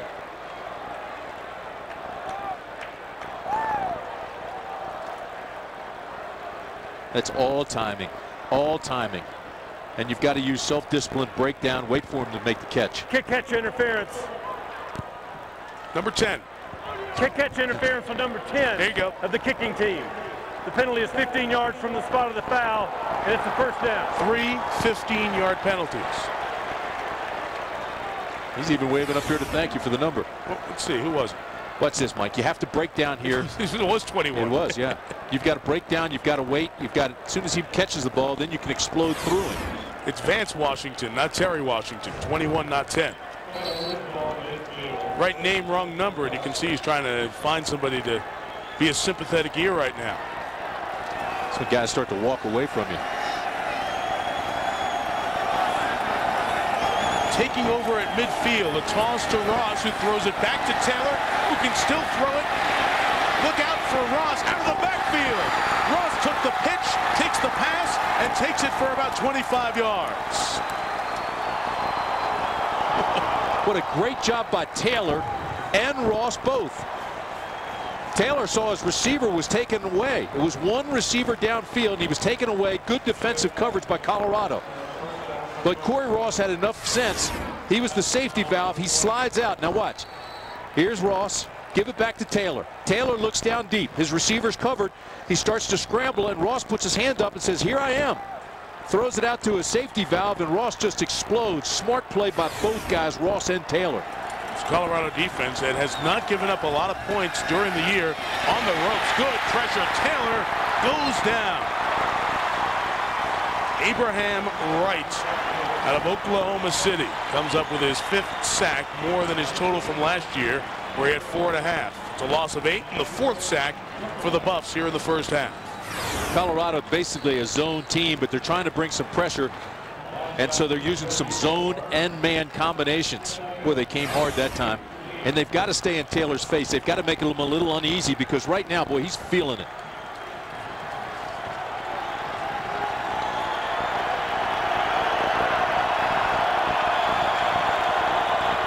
Second and 18. Again, the pressure sets up a screen for Ross, who couldn't catch it. And a penalty marker comes in. Waka Manapuna doing a little bit of a dance. Let's see what the flag's going to be. Yeah, I didn't see that flag. I'm watching the play closely, but it looks like it's holding against Nebraska. It's now a little bit of the tide turning with a couple of back-to-back flags against Callahan's team.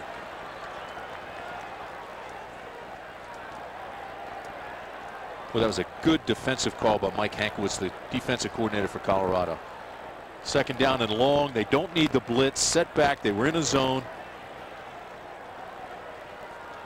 Set up perfectly for the little screen.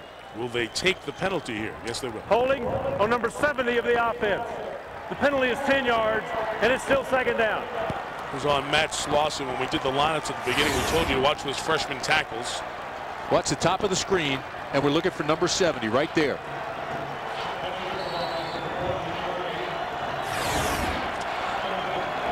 He comes out and bothered by an injury throughout the season. 2 injuries, but Sepo Evaraye comes back in, seeing his first action in a couple of weeks. Second and forever. Throwing the deep ball for Hardy. Hardy went up and made a terrific adjustment. Caught it inside the 10. First and goal again for Nebraska. Garrett Burrell just didn't turn around. He had good coverage. He was in his hip pocket, never located the ball. But again, Taylor, feeling comfortable, puts this thing right there where only his guy could get it. And then watch Burrows right there on him. And can't convert. Hardy with a good body adjustment. See, good coverage, separates with a push a little bit, but look at Hardy with his body adjustment, turns and makes the catch. 35-yard gain, and really a nice job to maintain control of the ball with his hand underneath. Look at the numbers for Taylor. Yeah, Hardy and Taylor played together at Butler Community College. Running back now is Cody Glenn, who's done a nice job running inside the 10. He gets just a yard here. So if second and very long, being backed up, 2nd and 28, and Nebraska comes out and gets 35 yards. And I know that it's very hard to be patient when you've known nothing but success for a lot of Nebraska fans for their entire life. But this is what this offense can do that the last offense really couldn't. 2nd and 28, you were almost in a must-punt situation. He sure is churning out some yards here in the first half. 2nd and goal inside the 10. Taylor has to get off the edge. Right over to the back of the end zone. Peterson couldn't bring it in. Todd Peterson lost his man, was just scraping across the end line. Just couldn't hang on to it. Cornhuskers are running some really nice rub-offs. Watch the bottom of your screen here. He slides out, takes over, and you wonder, where is Lorenzo Sims, 22? What's he looking at? I mean, that should have been a touchdown. All Taylor has to do is put it back there. Third goal. Taylor goes to Peterson again. This time he holds on. Penalty marker down. Hold on. Penalty marker came from the line judge. Could be holding against Nebraska and erase the touchdown. It is. Would be the left tackle, the sophomore Chris Patrick as well. Boy, no rub off that time. Peterson just outran him to the back of the end zone. Holding number 54 of the offense. The penalty is 10 yards, and it's still third down. And it's Chris Patrick out of Ithaca, Michigan. He's a backup as well. Really saw his first playing time just against Kansas State in the last game, so he hasn't been on the field in a situation like this. Here he is right here. See his right hand on the back of the jersey, full of cloth and pulling him down. Good call.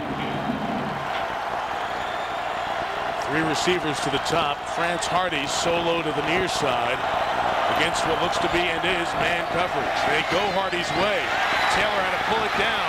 Allen will run it. Oh, did he get stuck? How did he not go down there? And finally goes down at the 13-yard line. Man, Zach Taylor, who suffered a concussion 13 days ago against Kansas State, was twirled around and set up for a straight-on shot. J.J. Billingsley was there. Looks like Taylor's okay. Take a look and listen. Wow.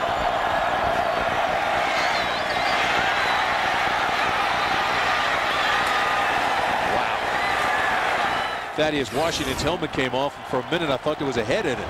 Congdon kicking from 30 to make it a 17-point lead. Out of the hole to the punter, Cook. He knocks it through. 30-yard field goal, and Nebraska has scored 20 unanswered points and is shocking Gary Barnett's Colorado team by 17. You know, talking with Bill Callahan yesterday down on this field, he said, I'm under so much criticism. He says, but I know my system works. He goes, for me, the biggest thing is just staying true to myself, doing what I know and what I do best. And that's coach these guys and use my scheme, which is proven. And he's doing that. But he's taking some serious hits. A reminder coming up at halftime, the Capital One halftime show. John and Aaron are in New York. We heard Craig James on the game with Gary Thorne and Ed Cunningham. The Texas A&M game won by the Longhorns by 11, 40-29. Well, the Pony will talk with Mac Brown and Vince Young as they get set for either the Buffs or the Cyclones. That's all coming up. Capital One halftime show as we have this traditional Thanksgiving Friday and then doubleheader action tomorrow on ABC, and then of course championship Saturday. 1 week from tomorrow, the Big 12 title game in Houston, then USC-UCLA, and the ACC title game. We need an opponent for Florida State next Saturday night. We need an opponent for the Longhorns next Saturday afternoon. Jake Wesch is going to kick off now for Nebraska. Robinson and Washington are back deep to receive. Wesch didn't get a lot of depth on this one. And here comes Terry Washington from the 3. Get it out to the 20 and the 22-yard line. All right, time now for your Thanksgiving Friday Aflac trivia question. Joel Klatt, taking the field for Colorado, has 35 school records.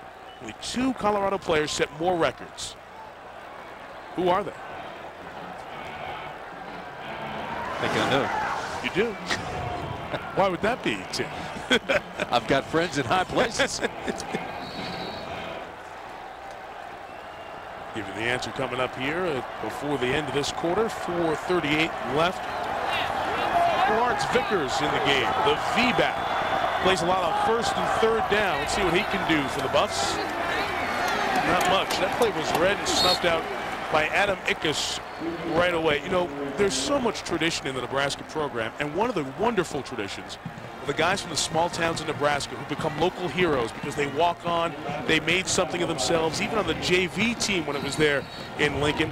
And Ickes is one of those kids from Page, Nebraska, and they shut down little Page, Nebraska when the Huskers play, and over at the country corner, they're all gathered around. The kids wear their 49 Nebraska jerseys.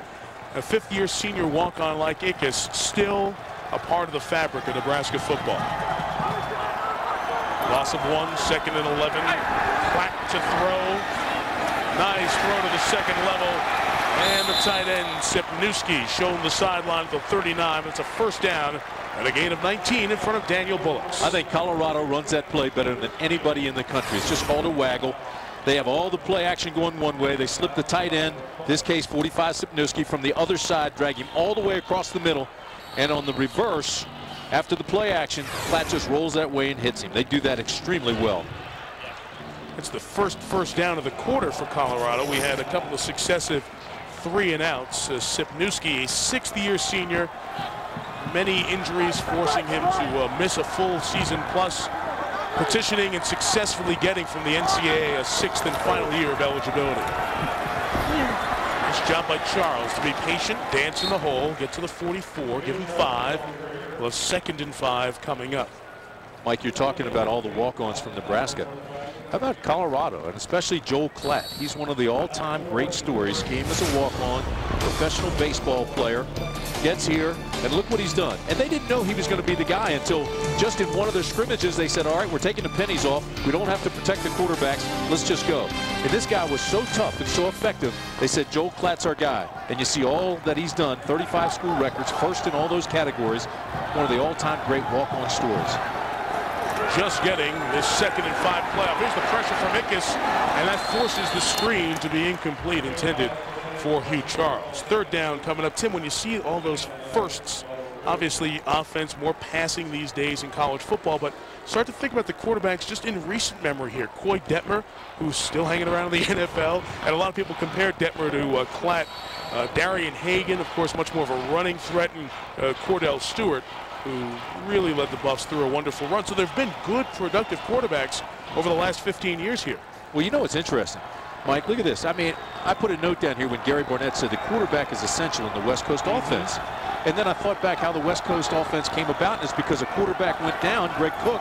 They brought in Virgil Carter, and they needed to design one for him. Klatt's pass is incomplete. We'll have 4th down. He was looking for Kloffenstein. It's where he goes when he needs one.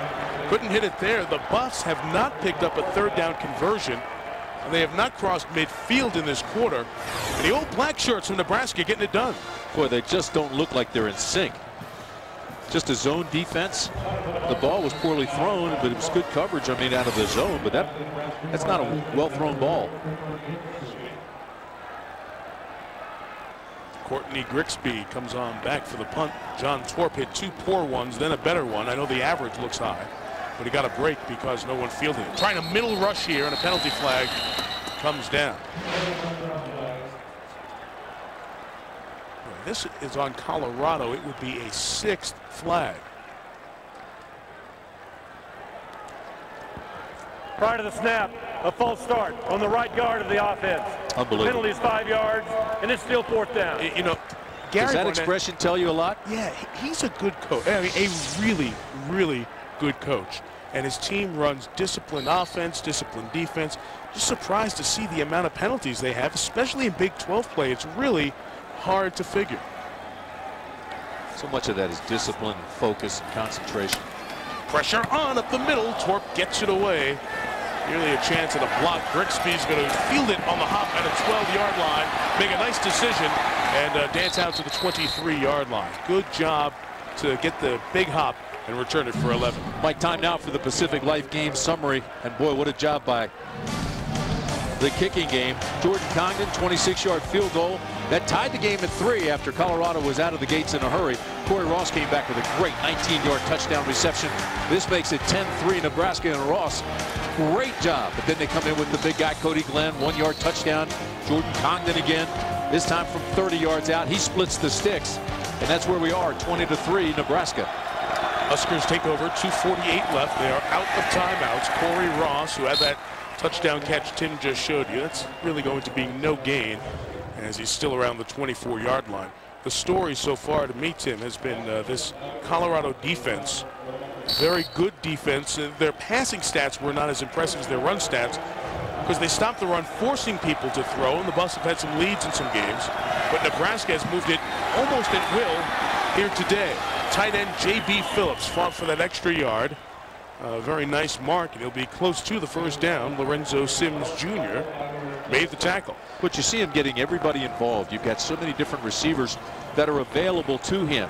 They even split their tight ends and make them wide outs. Then you've got Terrence Nunn, you've got Nate Swift, We've seen Peterson come in. He was open twice in the end zone. They missed him. But, I mean, he's got a lot of receivers doing a lot of different things, getting them involved, and you see the difference in total yards. And right now, it's all Nebraska. And we have a half dozen different receivers that have caught Zach Taylor passes in the first half. They're measuring for the first down. And Nebraska's just shy of it. Well, you've got 3 different receivers that came into this game with 30 or more receptions for the Cornhuskers.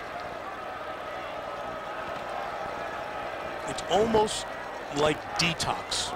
The system needed such change all the way through the core of it because it's all they had run, and they ran it as well as anybody had ever run an offensive system. But the game has changed. Yes. And with the game changing, you've got to stay up with it or everybody's going to pass you by.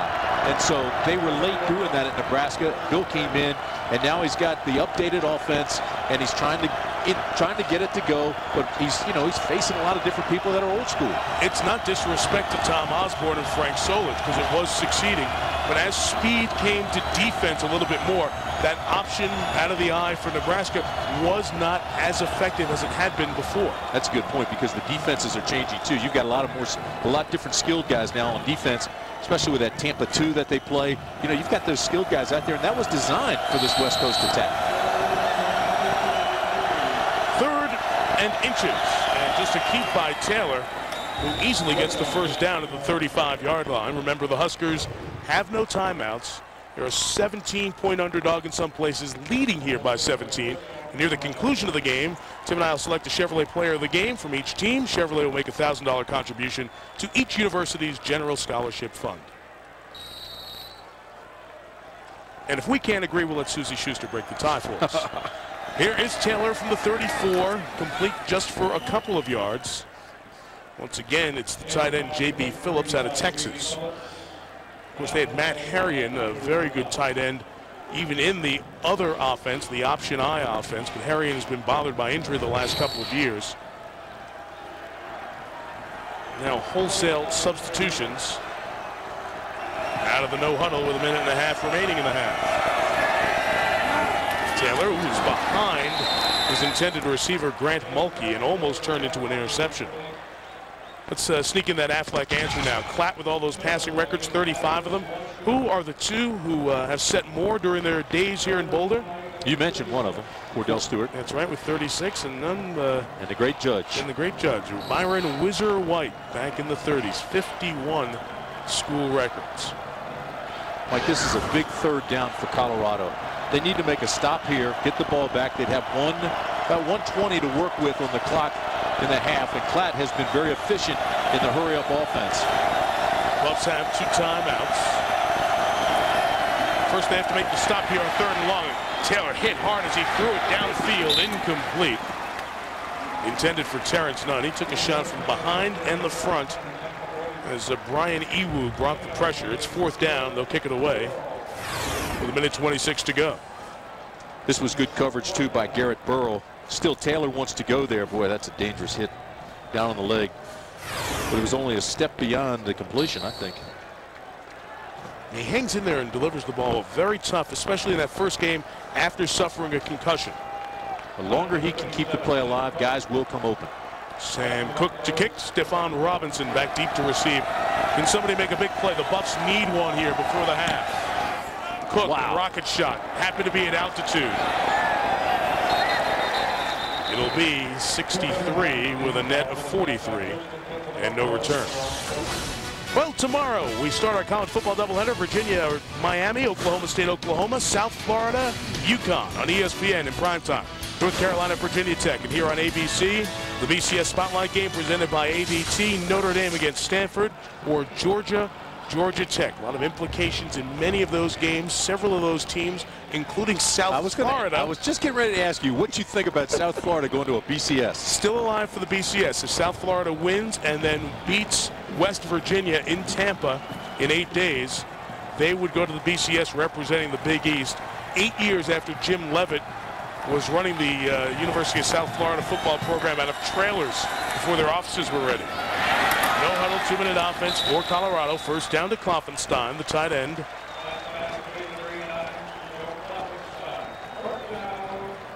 Buffs can stop it twice with timeouts. This is what they call their fastball offense.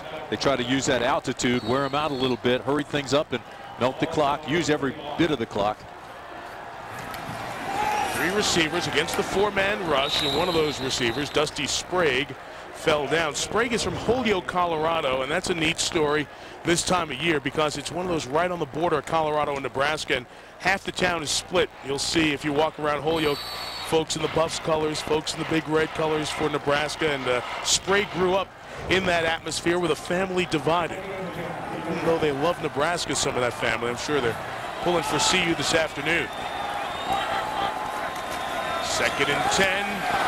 Almost a hold as the pass is incomplete, and it may be a defensive flag on the safety, Blake Tiedtke. Should be a first down. Only 3 seconds went off the clock.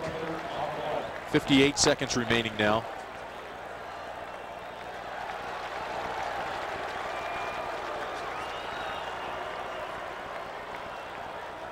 Bill Callahan. Pass interference on the defense, number 25. It's a spot foul and an automatic first down.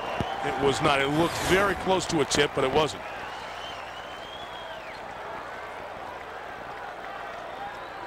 I like the way Klopfenstein uses his body, sits down. There was contact. He's 6'6", 245. He's saying if you're going to come from behind me, you have to go through me. And that'll draw a flag. That's the tip he was looking for, and Adam Carricker didn't come. They missed a hold on the left tackle. Platt throws, intercepted, threw it in the flat, and Ickes was right there to take it away. So Platt throws his 7th interception. He had 2 against Iowa State in the last game.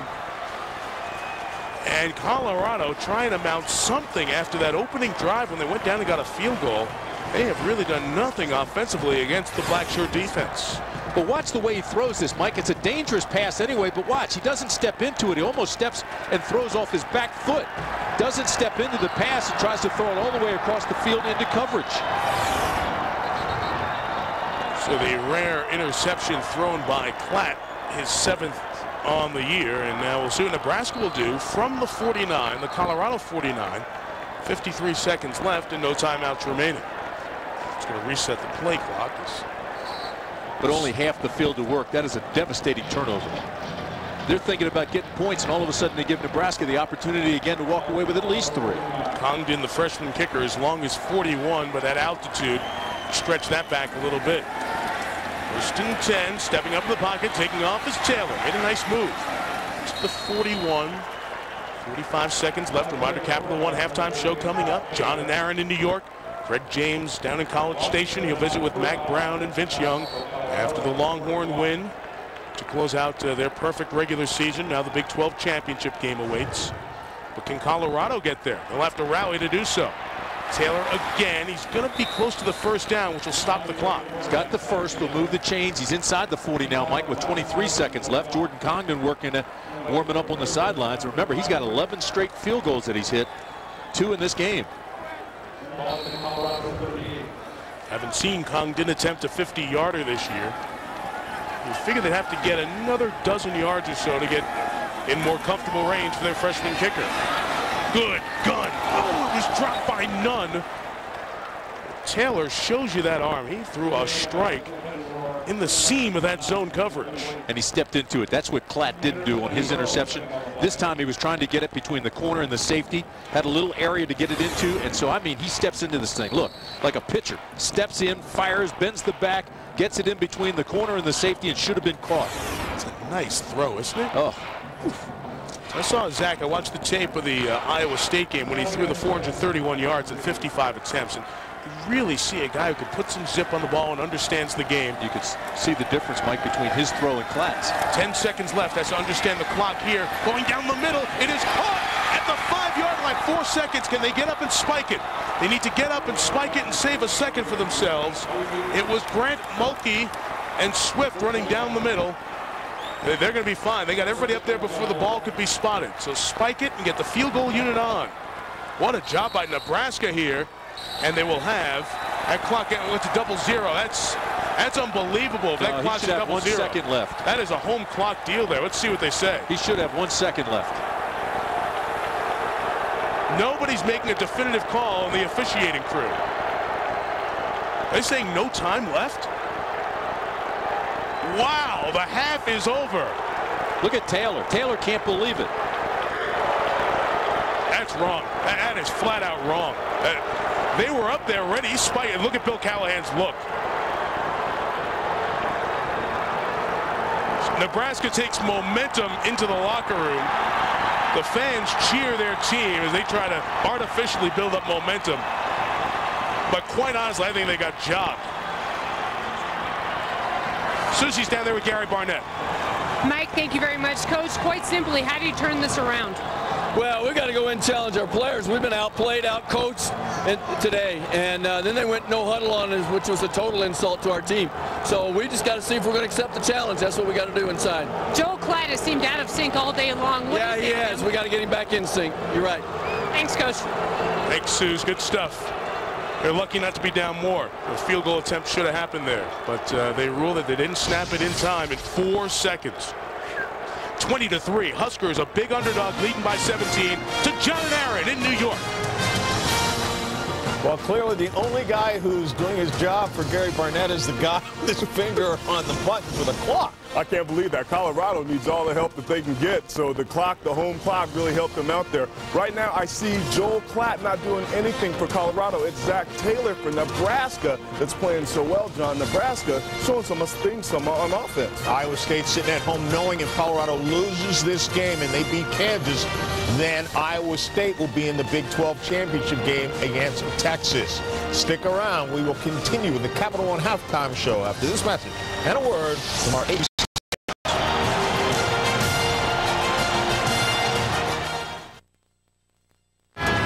So I'll just make this a little more obvious, 'cause I get what I want and I want you to get with me. You can't stop this feeling, you can't run away.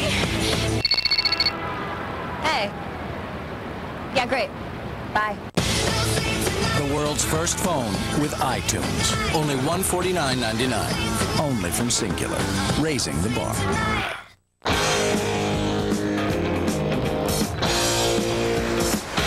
Wrangler 5-star premium denim jeans.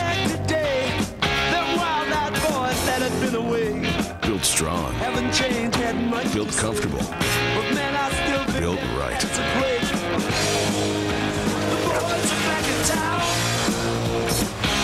Wrangler 5-star premium denim jeans.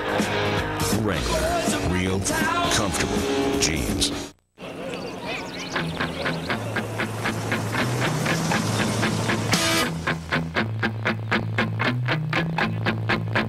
Stacey's mom has got it going on.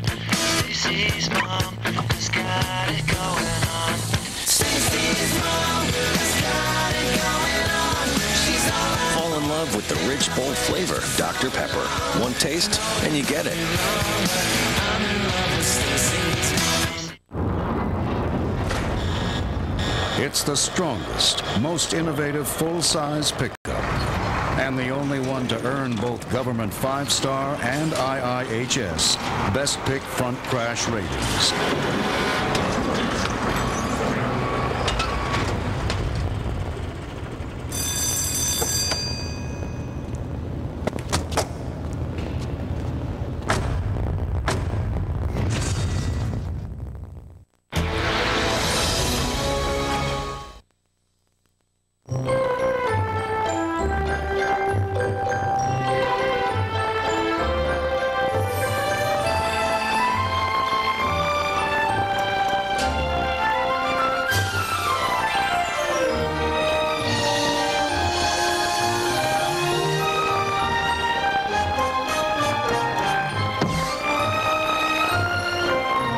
Holiday scratch games from the Colorado Lottery, making the holidays a little bit more magical.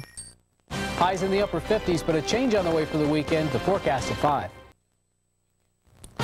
Welcome to to the Capital One halftime show. The Nebraska Cornhuskers with a 20-3 lead over Colorado. Colorado with a win would be in the Big 12 championship game. John Saunders and Aaron Taylor. Craig James joined us momentarily from Texas, where he's eating turkey and having fun and watching a great football game between Texas and Texas A&M.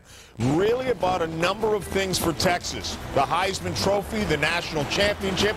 Vince Young had a tough day. He gets sacked. It's recovered by Texas A&M. Stephen McGee, this is a freshman. Stephen McGee, as a freshman, is an excellent quarterback. I did not expect with McNeil being out that A&M would able to generate some offense, but McGee showed up and competed today. Vermont's Taylor was running the ball nicely, 8 yards.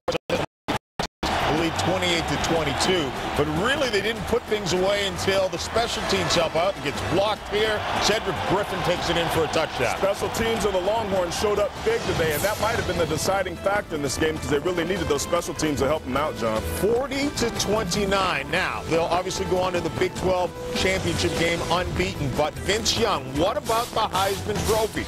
Reggie Bush last week had over 500 yards of total offense and almost 300 yards rushing. Vince Young struggled on this day when he hadn't stayed. He did, and I don't know if he could have done anything today that would erase that performance that Reggie Bush had, but Vince Young, I think, was a little bit dejected. You saw him on the sidelines during the game. I think the Heisman was weighing on his mind a little bit, but from start to finish, this Texas team did not look polished. They did not look smooth. It wasn't what we were used to seeing, but what surprised me even more was the way the defense played. They let A&M run all over them. This wasn't the team that's going to win a national championship. Mac Brown's got some work to do with that. Mac Brown and Vince Young sit down with Craig James coming up in our next segment. So let's continue with the highlights. LSU, think about what this year. In stride. That's rare for the running game of LSU showing up today, but LSU's was able to do it, but Arkansas quarterback scrabbling out there, throw a play, missed tackles, John, that kills you every time. Casey Dick, 29 yards to Cedric Washington for that touchdown. 19-11 is the lead. LSU with the win would go to the SEC championship game against Georgia. If they lose, it'd be Auburn. Arizona State, as they say, throw out the records. Willie Tuyatama, you like this guy. I do like him because he's stepping up. He's maturing as the game goes on. He's a guy that you didn't really know about at the beginning of the year, but each week he gets better. Travis Bell with a reception there, and then Mike Bell, 2 yards with the touchdown run there. Remember, Arizona has that win over UCLA, and UCLA right now is looking ahead to USC. Any shot for UCLA against USC? Well, they're going to have a shot because they're going to be on the same field with them. But I tell you what, with a week to prepare, I think Pete Carroll, as close as they are to making history, will have his team ready to play. Well, after what we saw from Texas A&M against Texas today, we know it probably will be a good game because it's a rivalry game. When we come back, Mac Brown and Vince Young sit down with Craig James.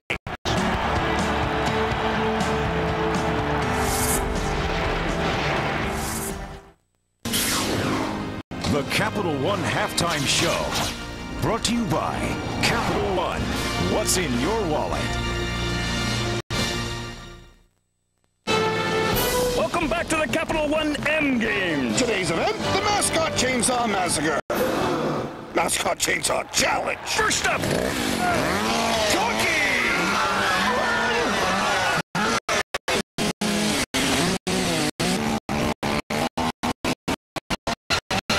Mascots and Chainsaws, good concept, Flip. Vote for your favorite college mascot at CapitalOneBowl.com. Watch the Capital One Bowl to see who wins. What's in your wallet?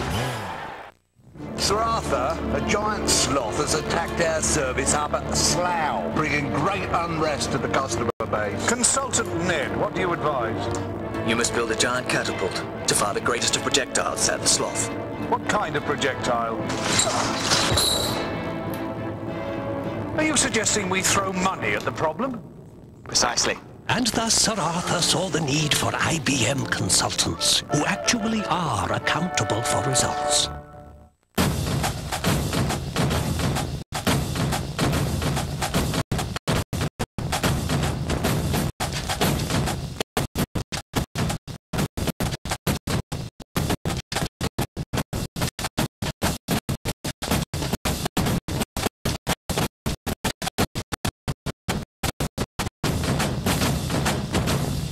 Together, we're better.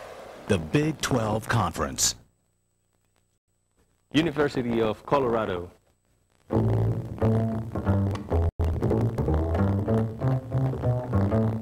These are the voices of Colorado's University. and this is our creed. At the University of Colorado, we act with honor, integrity, and accountability. In my interactions with students, faculty, and staff, we are the University of Colorado. We are the University of Colorado. We are the University of Colorado.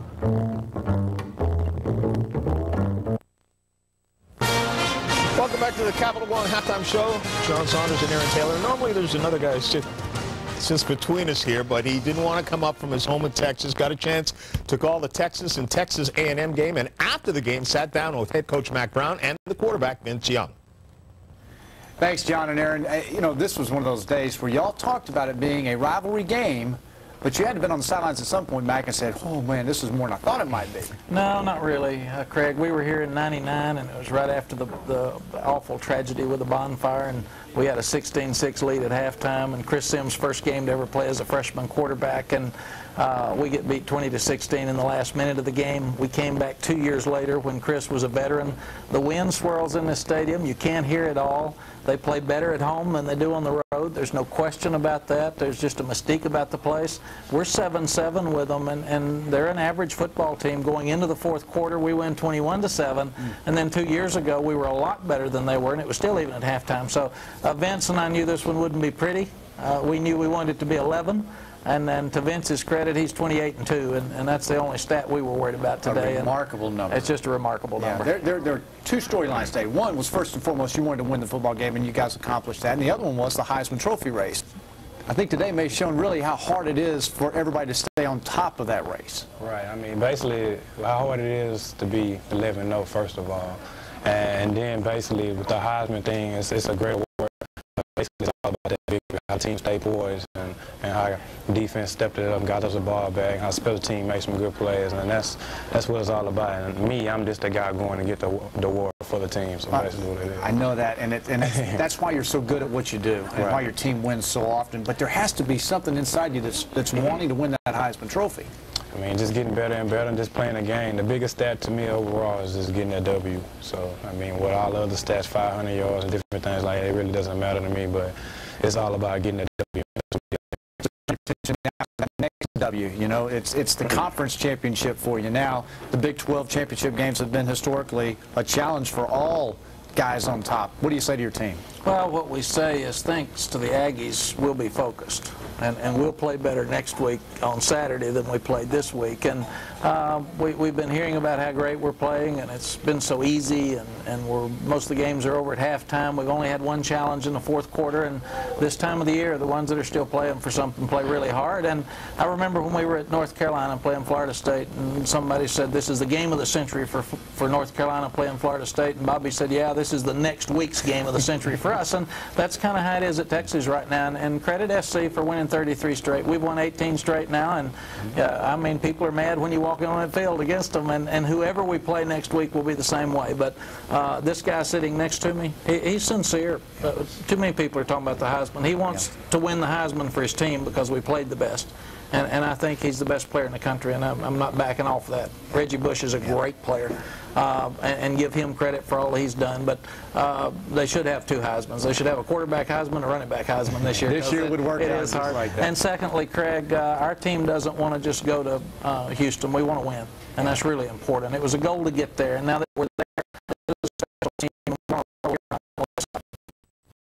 All right, guys, thanks a lot. I think even if there were two Heismans after today's performance, Vince Young wouldn't get the quarterback Heisman. It would go to Matt Leinart. Now, Vince Young don't want to take anything away from his season. Terrific season, and his team, the main number is they are unbeaten. But what Reggie Bush has done this year and the performance he put on last week, he separated himself. Not only did he separate himself, but he may have filled out all three spaces on my ballot. Reggie Bush is special. He's somebody that you get on the edge of your seat to see when he needed a win and needed a big day. Not only did he do it for himself, but he put the team on his back single-handedly. Reggie Bush is a standout and stands out on a team full of standouts, John. He's not the only one on his team. He's phenomenal. So Bush, Leinart, Young, Brady Quinn, probably. Who's your fifth guy? Maybe Jerome Harrison from Washington State. 1,900 yards, leads the country in total yards. He's had a great year. Does not get enough credit as well.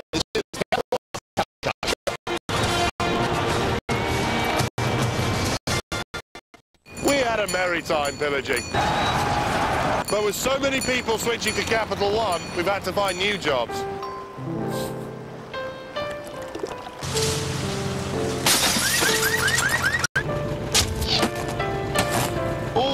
want for Christmas is our dignity.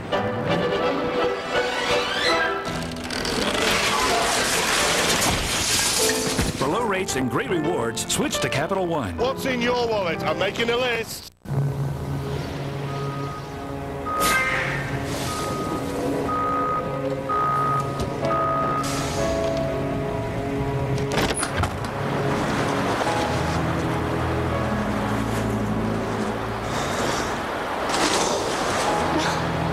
Merry Christmas.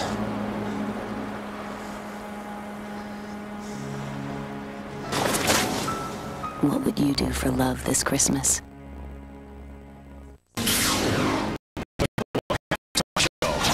Brought to you by Capital One. What's in your wallet? ABC Wednesday, someone's getting played. First, a skit.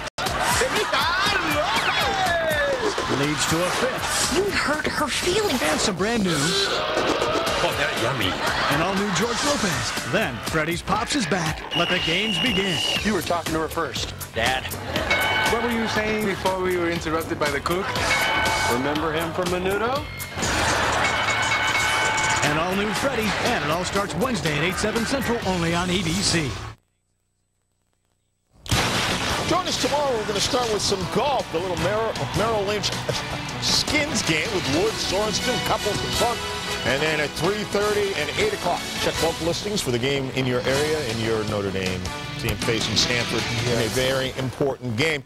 What does Colorado got to do to get back in this game? Well, they're going to have to do something. Maybe they need a 12th man out there right now, but Colorado's been able to get pressure on Zach Taylor. They need to convert that, though. They need to get some big plays off of that. And on the other side of the ball for the Buffaloes, they got to get something with offense. With Joel Klatt, they have a chance. That guy's got records for stuff I didn't even know they kept records for. 35 team records. It's hard to imagine somebody actually has more.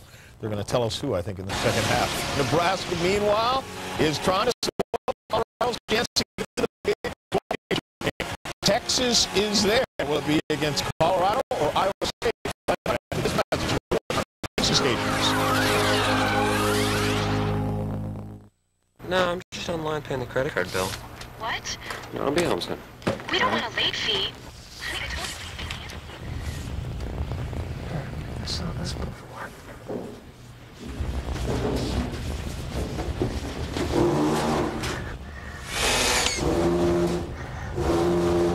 That's the last one, man. Let's go. Sometimes you can't help paying late. Avoid late fees with the new Citi Simplicity card. No late fees when you make a purchase each billing period. Citi. Live richly. The Chevy Red Tag, the #1 cars, trucks, and SUVs in America. Most of them tagged with great holiday prices. The price on our tag is the price you pay, not a penny more. Now get an 06 Equinox front-wheel drive LS for the red tag price of $20,486 after cash back. The Chevy Red Tag event. See red, save green. See your local Chevy dealer today. An ABC world premiere movie event. From his humble beginnings to his fight for freedom. The most intimate look at the man who inspired us all. Have no fear. The life of Pope John Paul II. Thursday, 8/7 Central, only on ABC. Somewhere, an alarm goes off. We need you on Tower 211. And we get the call. At that point, we're thinking about one thing. The customer. Some days, it's a matter of making sure your hello gets to where it needs to be. And some days, it's getting 911 service restored to an isolated town. No matter the task, our job is to serve the people who depend on us. The only difference is we don't get to the office in a car or on a bus. We're a small team backed by the support of thousands. We're back up. Nice work, team. And each one of us is dedicated to making sure customers like you are always connected. That's our spirit of service.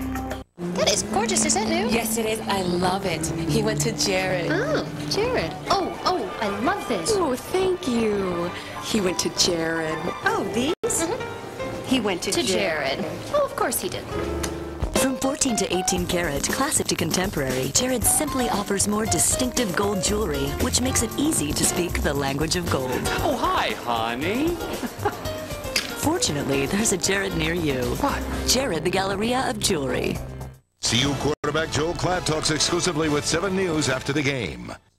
You're watching college football on ABC Sports, home of the Bowl Championship Series.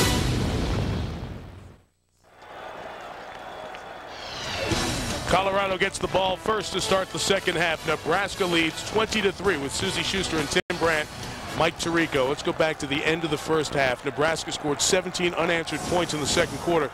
Should have been 20. They had an extra point-sized field goal that they absolutely had the opportunity taken out of their hands by the officials. Take us through the end of the game. Watch this. Now, this is the second to last play of the half. You see the time on the clock. That's interfaced with the scoreboard, so that's official. They run it down. Here's Mulkey, makes the catch, and watch. He's down right there. There should be 4 seconds on the clock. They keep the clock rolling down to 2. So they lost 2 seconds there. So stop as they move the chains. I've got a chance to spike it and get the field goal unit on. But watch what happens. Now, as soon as they blow the whistle and put this ball in play, he's got 2 seconds to spike it. He steps back down, it's down, and there's 1 second on the clock. The ball's on the ground. There should have been 1 second left for the field goal kicker. And if you don't think 1 second makes a difference, tell that to Penn State, where they put one back and Michigan scored to beat them, or they would still be unbeaten. That is huge, and that was a mistake by the officials on the field. Yep. So Bill Callahan's team, instead of being up 23-3, they are up 20-3. And again, who knows what could have happened on the field goal? They had the opportunity taken away. Field goal could have been missed, could have been blocked. Colorado could have taken it back the other way. But the point that we were talking about here at halftime, momentum was so strong in Nebraska's favor, and Colorado threw an interception at midfield. Nebraska comes back down the field and does everything they should have done to get a chance to go up 20 points. Instead, they're up 17. Mike, I say that's the best half that Nebraska's played all year, and Zach Taylor looked like he did in the spring game. Kickoff return to the 27-yard line, brought back by Ellis. Let's go back through the Pacific Life game summary to take you through the numbers of the first 30 minutes and look at the Huskers on offense. Well, and you look at the third down. Look at this. Colorado 0 for 6. Time of possession really doesn't mean much here, although they've done a nice job with the clock as Nebraska. And then you see the penalty yards. Of course, that's big too. 6 for 65 yards. It has not been a good first half for Colorado. When you look at the numbers for Joel Klatt, 7 of 15 with an interception. See if he can get going with one of his tight ends right here. First down. Throw is caught.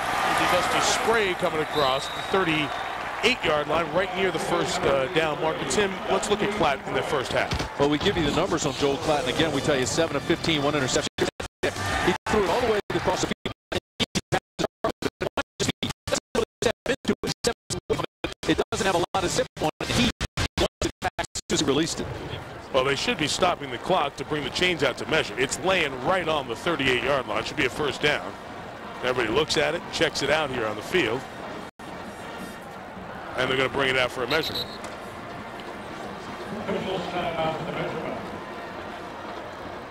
It's gotten cooler as the sun has dipped behind the west stands here. And Gary Barnett, I'm sure, was heating up his team there at halftime. They've got to get going, as John and Aaron were talking about. It's a very simple scenario. Colorado wins, and they are in the Big 12 championship game as the North champs. If not, it's up to Iowa State to beat Kansas tomorrow to get there. First down, Mike. You know, there was a lot of talk during halftime, especially by the Nebraska people, about a comment that Gary made to Susie at halftime about they embarrassed us by going no huddle.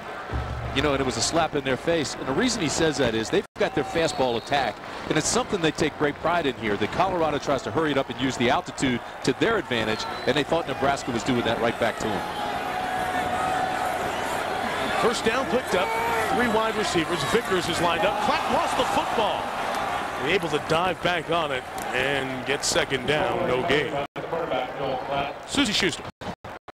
Callahan's not surprised that Joel Klatt's out of sync. He says with the pressure that we're bringing on him, it's no wonder he's thrilled with how his defense is reacting. On the offense, he said it's the young guys that are making plays, a tight end, wide receiver, and especially Marlon Lucky that are catching his eye. And as for that 2 seconds, as furious as he looked, he said, forget about it, it's over, the clock ran out. And that's what you have to do as a head coach. You've got to tell your guys, hey, it's okay, we did everything right. If we're in that situation again, it will work out. Vickers the lone back, 2nd and 10. Klatt, quick toss, cannot be engulfed by Kloffenstein, the tight end. We'll have 3rd and 10 coming up. In Colorado, as you said, Tim, these offenses are similar. And one guaranteed trait of the West Coast offense is timing and rhythm. It hasn't been there for Colorado since that first drive. And you're starting to see the frustration of Joel Klatt. He throws this ball and he's saying, hey, listen, Joe Kloffenstein, you've got to go and make that catch. You can't stop. Keep running your route. So he kind of chastised him there as he came back to the huddle, and I think that's more frustration for Joel Klatt than anything else. He's like having a coach on the field. You hear that so often, but he's from a coaching family. His dad is. Now he's looking at a lot of pressure from Nebraska. With man coverage downfield, Klatt hit as he threw. It's incomplete. Daniel Bullocks brought the safety pressure. That man coverage only has to hold up for 2 seconds when you're knocking the quarterback on his back. Boy, you got to give a lot of credit to this. You can see that Joel Klatt is not comfortable, and he's getting hit every time he throws it. Whether he's sacked or not, they're having a big effect on him because he is hurrying everything. John Torp on. As mentioned, Torp is a finalist for the Ray Guy Award, goes to college football's best punter. He's one of the 3. And the kicker, Mason Crosby, is a finalist for the Lou Groza Award to the top kicker. It's a rare honor that a school has both, and you might say, well, at altitude, that's going to happen. Well, their numbers on the road have been just as impressive as their home numbers this year, except for the last couple of games when Torp has had to deal with some wind, as can happen in the Big 12 late in the year. This, again, not his best kick. Grigsby from the 19 made a man miss, and the flag comes down. That man who missed was helped because it was a hold. 33 on the kick, but the true net will be even greater after this penalty is administered. Mike, as much as we've talked about Joel Klatt not looking comfortable, I don't think the defense for Colorado has looked comfortable all day. I mean, all 11 guys, I mean, they just aren't getting it done. Guys aren't looking back for the football. There's not enough pressure up front. They aren't playing the last several weeks. Gary Barnett trying to get to 4-3 against Nebraska. Former assistant. An illegal block in the back by number 21 of the receiving team. The penalty is half the distance to the goal, and it's 1st down. Titus Brothers, sophomore out of San Antonio, does just that. There he is, 21 in coverage. Hands on both sides of the body. Telltale sign, especially against black jerseys. You can see it on those white numbers.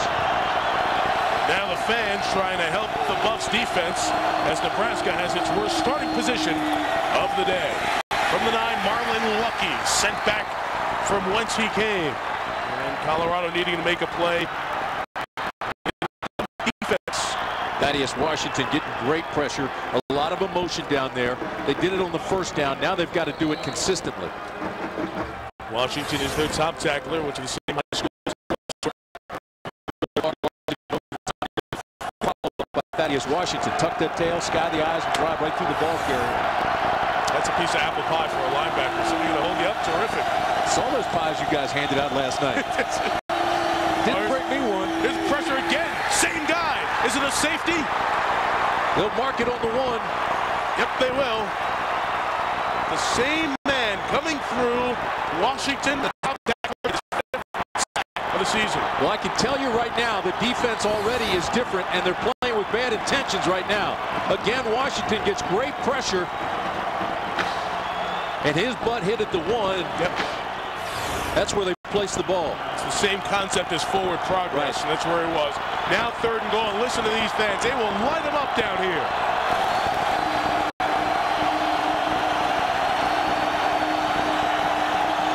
The big back Glenn for just some room to punt it. Lucky to get past the goal line. And Colorado's defense pushes Nebraska back 8 yards. Now they got to get to field position. Boy, Mike, you're right. He was lucky to get back across. I thought for a second this was going to be a safety. Here comes Glenn. He's the big back. He's got the power, and boom!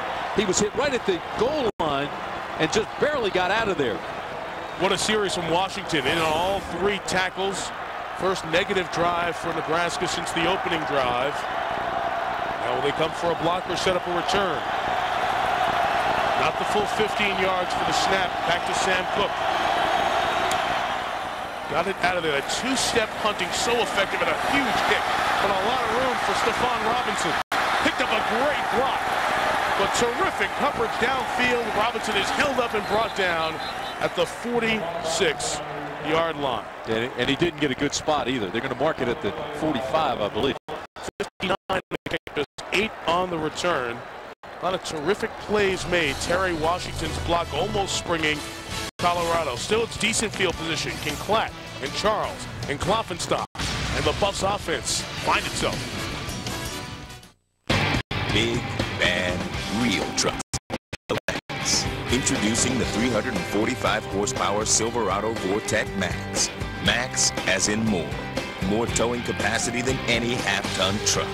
Now more than ever, the world is love. Get a Silverado extended cab four-wheel drive with the available Vortec Max Performance Package for a red tag price starting under $28,500 after cash back. See your local Chevy dealer. And I would do anything for love. Oh, I would do anything for love. Oh, I would do anything for love. But I won't do that. No, no, no, I won't do that. I would do anything for love, anything you want. Fall in love with the rich, bold flavor. Dr. Pepper. One taste, and you get it. It needs to be a little tighter.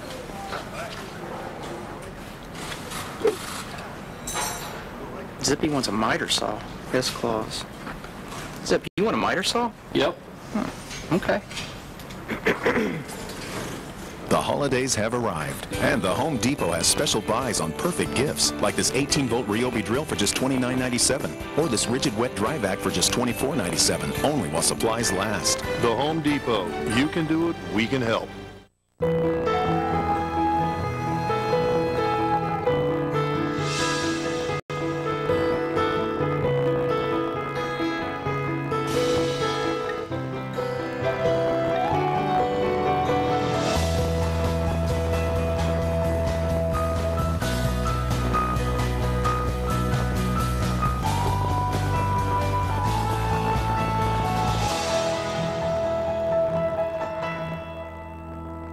A 2-hour special event. All new Extreme Makeover Home Edition, ABC Sunday. I'm sure Thanksgiving memories made at your home from years gone by. Some of the Colorado Buffaloes, the kicker Crosby, on through Harrison and Behrens. Some Thanksgiving shots of these guys. The tight end Kloffenstein there, the front right, Justin Adams, looking like a character out of Miami Vice. Greg Pace on top of things even then. Snapper. Well, happy Thanksgiving from the Buffs. It has not been a happy Black Friday for Colorado yet. Still plenty of time. 11 minutes left in the third. Buffs trailing by 17. Hugh Charles trying to establish it on the ground. We'll give him 3 right out to midfield. Now, this Colorado offensive line has been victimized by Nebraska's defensive front with pressure. They were challenged this week because Colorado's offensive front was really dominated by Iowa State defensively. We've seen Iowa State and Jason Berryman, a very good defensive player. The guys up front, O'Neal and Harrison, and Daniel Sanders getting the start today, Fenton, Daniels, Moore, they didn't have their best game, and they stood up, and their coach representing them in front of the team and said, we're sorry, we didn't get the job done against Iowa State. We'll do better. They haven't yet. Pressure, Klatt has to get rid of it quickly. He does, but it's caught. Patrick Williams only going to get a yard. 49 with 35 ahead. Zachary Bowman, 4th time we've called the junior corner. Great halftime adjustment by Nebraska. That waggle play was very successful for Colorado in the first half because they were Nebraska's defense was running themselves out of the play, and he'd come back with that little naked reverse and throw the pass. That time they stayed at home and got into his face before he threw it, and there was good coverage as well. Numbers for Klatt in his final game here in Boulder. There will be a playoff game. The question is, will there be a Big 12 championship game? Woo! Lawrence Vickers, the senior, is the lone back. They've overloaded. Pressure again. That ball's on the ground. It is free. And the Buffs get it back. But Nebraska is just dying. Going left and right, trying to keep 27 of 43. Look at that, 392 yards, a couple of touchdowns and no picks. Second most in school history, as you pointed out, Mike. That ball's on the ground. It is free. And the Buffs get it back. But Nebraska is just dialed in right now to the Buffs. And Colorado hearing it. Well, it's actually the Nebraska fans chanting for Rude. Dialed in is an understatement. I mean, it's almost like they knew what the play was before it was snapped. Watch Rude, 51, come in. He's there almost as fast as Joel Klatt gets the ball from center. Wow.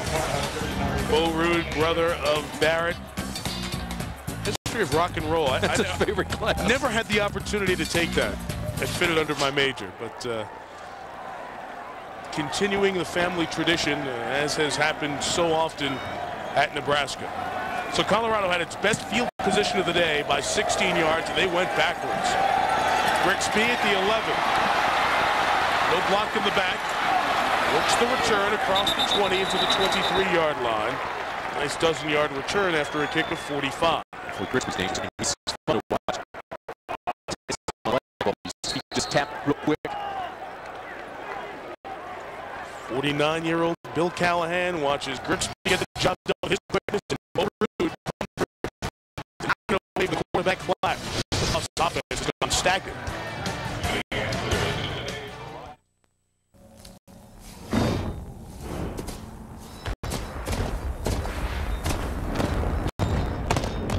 Available features like 8-way power heated driver's seat, Bose premium sound system, and remote start with climate control. Introducing the all-new Impala. It's a whole new animal. Chevy Impala, an American revolution. Taco Bell's new Chipotle grilled stuffed burrito, loaded with carne asada, Chipotle seasoned rice, Chipotle sauce, and melted cheese, all wrapped up and grilled to go for the perfect balance of flavor and spice. Think outside the bun. Is your daily face routine irritating the man in the mirror? Introducing Nivea for Men's Sensitive Lotion for a calm and comfortable face. New Sensitive Lotion and Face Wash, only from Nivea for Men. People have been waiting for this game for a long time. In fact, the fans are already out in force. The marching band is here as well. Coming up on the campus kickoff.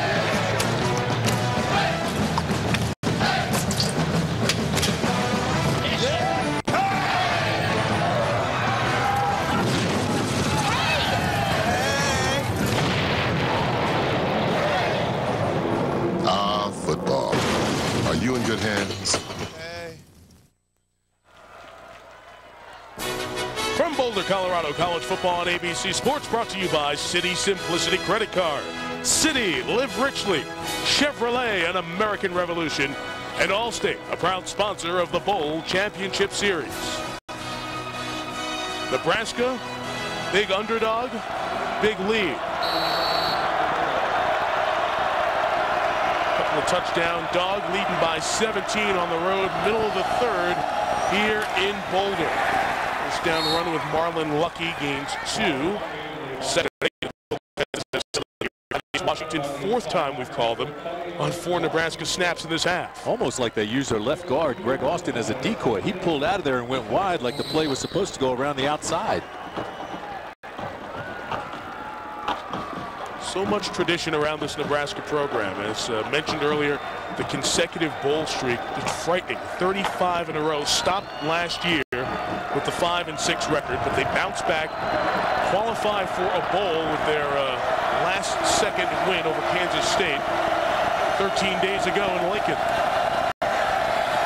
Second down, beautiful over the middle of Ross, running back into the clear across midfield. Corey Ross, first down to the 48. Here's John with an update on the number 4 team in the BCS. Taco Bell up a couple plays later. LSU has the ball. There's under 5 minutes to go, and they're clinging to a 2-point lead. Mike. John, if LSU loses, then Tommy Tuberville and Auburn will represent the West in the SEC title game. Look at the time for Taylor. Great pocket. Beautiful delivery down the middle. It's incomplete. Just a half second late as Lorenzo Sims came over to recover. On the pass intended for the floor.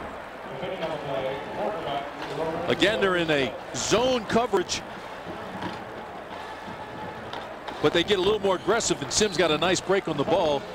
Almost looked like a combination defense that time. They were dropping back into their zone. He was the only receiver that came out, and they stunk with him. Look at Bill Callahan. He is calling a perfect game. He's got a sheet there. They have about 200 plays out of 15 to 20 different formations with shifts and motions. Big back Cody Glenn is in. Takes a shot. Ball came out. It's free. Who's got it at the bottom of the pile? Buffs need one. Say they have it. Who's stronger down there? Who's walking out with it? Nebraska gets it back. May have been Glenn, the man who fumbled it, ended up coming away with it. You know, folks that didn't play the game of football, especially at this level, would never believe what happens at the bottom of these piles when there's a football loose. I mean, there are hands grabbing and pushing and pinching everywhere. You see the ball's just sitting there. They don't even know where it is. Taylor trying to reach in under legs and cleats and bodies to get it. Corey Ross back in at the tailback. This is 3rd and officially 9. Taylor adjusting the play after what he saw from the defense. That's time on the play clock. Buffs bring pressure. Throw. Perfect on time. First down to Terrence Nunn. And another penalty. It's going to be a late hit on Sims for the push once he made the catch and stepped out of bounds. That'll be their 7th flag, and I think their 4th 15-yarder. Mike, they're on the ropes. There's no question. And now Nebraska's just looking for the knockout punch. That's not to say that Colorado's still not in this thing, but I mean, it's close. They're on the edge. They needed that fumble. They needed another stop, and they had field position in their advantage, but now Nebraska's gained it back and aided by another Colorado silly penalty. After the play, a late hit out of bounds by number 22 of the defense. The penalty is 15 yards from the end of the run, and it's a first down. See, that wasn't flagrant, though. Right. Mike Hankwitz is saying, come on, fellas, that's your defensive coordinator you're looking at right there. He's checking his defense. Here's that chart. He goes back. They've got 200 plays on there. That's his game list. But it's out of 15 or 20 formations. That's it. So he may have it listed only once, but it'll be about 8 or 9 different ways they can run each play. Looks like my wife's Christmas shopping list. You're in for a good Christmas. I'm hoping she's shopping and didn't hear that. From the 21, will this be a pass? Yes, it will be. It might be intercepted. Oh, good job by the receiver, Nate Swift, to become a defender and knock it away from Lorenzo Sims. Terrence Nunn almost had in his mind predetermined he was going to throw that one, and it really wasn't there for him. Well, first of all, anytime you get a receiver throwing, you know it's not going to have the same zip. That is a great job by Swift. He comes back. Here's a guy that's so talented. He's the natural receiver. Here's a guy that ran for 4,400 yards in high school. He adjusted on the ball and came back. The crowd wanted interference called on him. An offensive pass interference. Looking for anything at this point. I think Nebraska's going to call a timeout from the sideline here with 6.5 left. Nebraska takes its first timeout. They have 2 remaining. The Cornhuskers, who opened 4-0 on the year, they went into a tailspin, lost 4 of 5. Beat Kansas State to become bowl eligible, and now trying to beat Colorado, get to 7 wins. They have a 2nd and 10 coming up. The Buffs 21 when you come back. If you think your kids are ever going to stop asking you for money, you are getting old. Look into retirement savings from the AIG companies. Retirement, loans, insurance. AIG. So what do you got? Actually, I got this great new VCast phone from Verizon Wireless for just $49.99. Plays music videos, sports clips, even 3D games. It is pretty good. Sale ends Sunday, though. After further review, you're all winners in my book. Game over. I gotta go. For 3 more days at Verizon Wireless, save $200 on the exclusive Samsung A950 VCast phone with stereo speakers and Bluetooth capability. Hurry, deal ends Sunday. Only from Verizon Wireless. So I work at a children's hospital. I'm sure some people would quit after winning the lottery, but you know, I hope I'm not being too forward, but I feel this real connection to you. Real connection to you. Diet Cherry Vanilla Dr. Pepper. Phenomena. Phenomena. Phenomena. Diet Cherry Vanilla Pepper. Tastes so good, you'll get lost in it.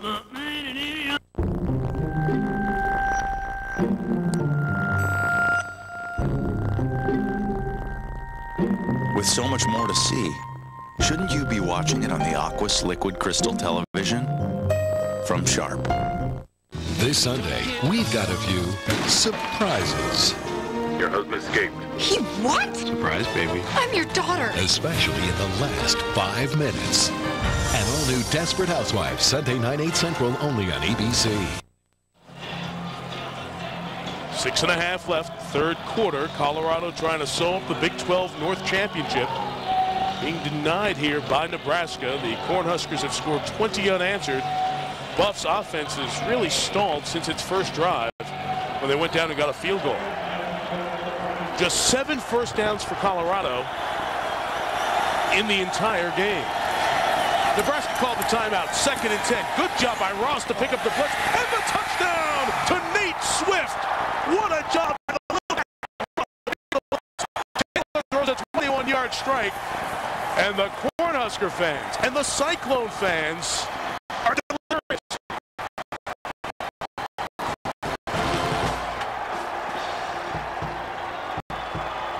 What a great run and route by Swift.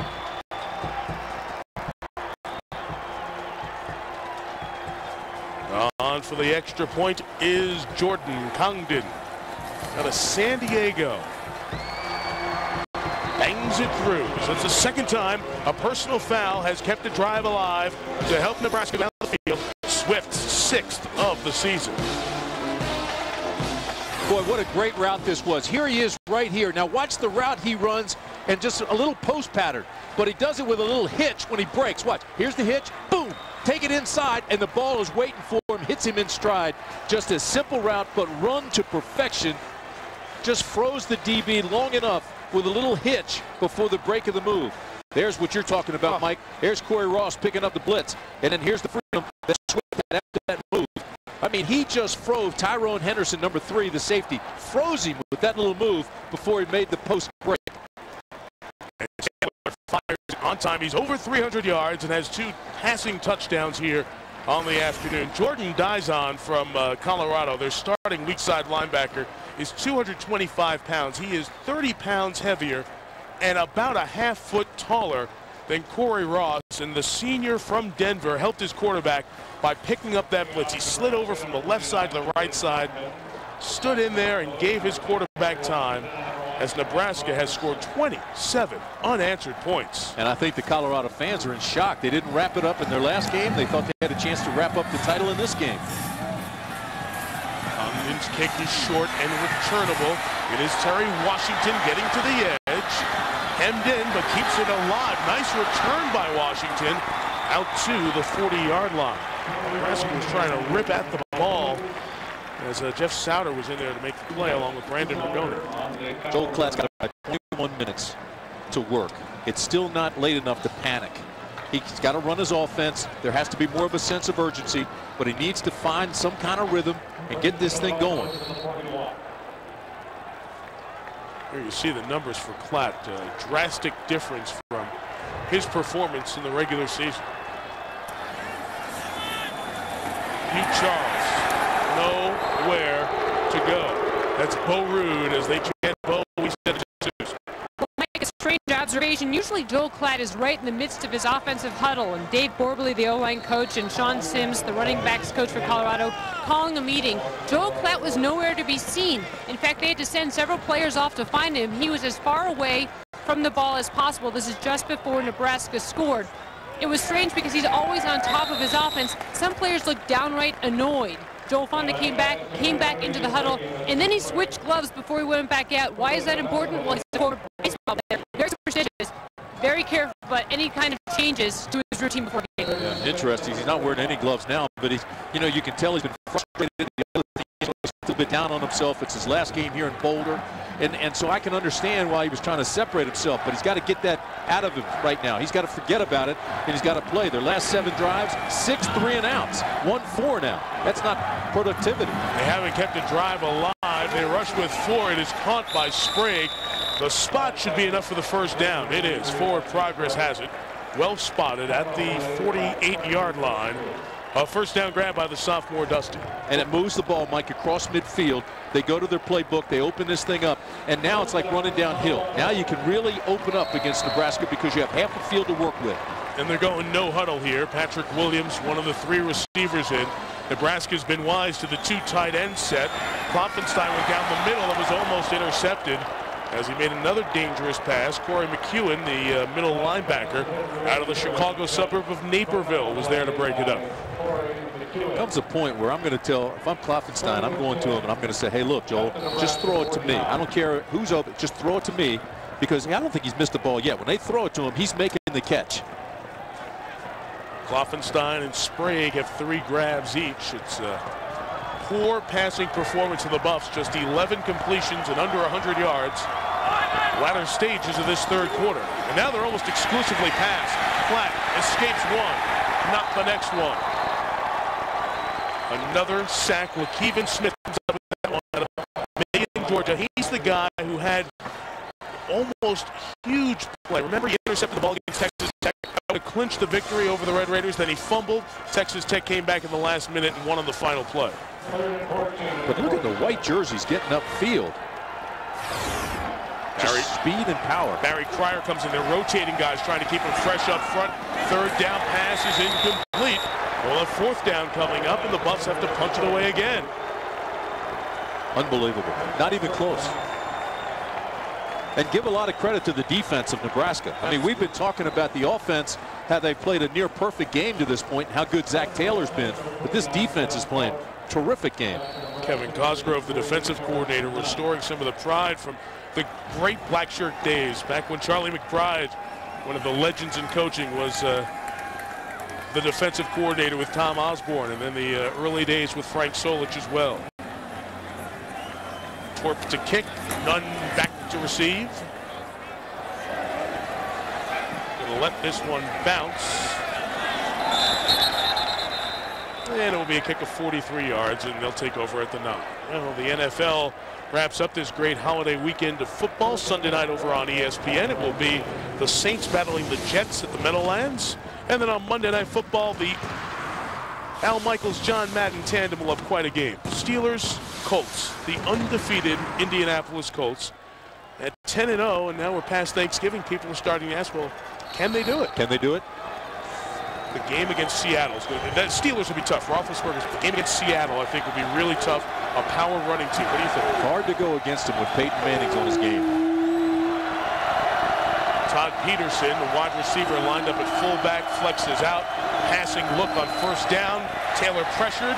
Peterson's open underneath to the 22. What has impressed me most about Taylor is the moxie he has. When the pressure's coming, he knows if I hang in here 1/2 second, I have somebody clearing out wide open. So much of this West Coast attack, the way that Bill Callahan has designed it, is timing and rhythm.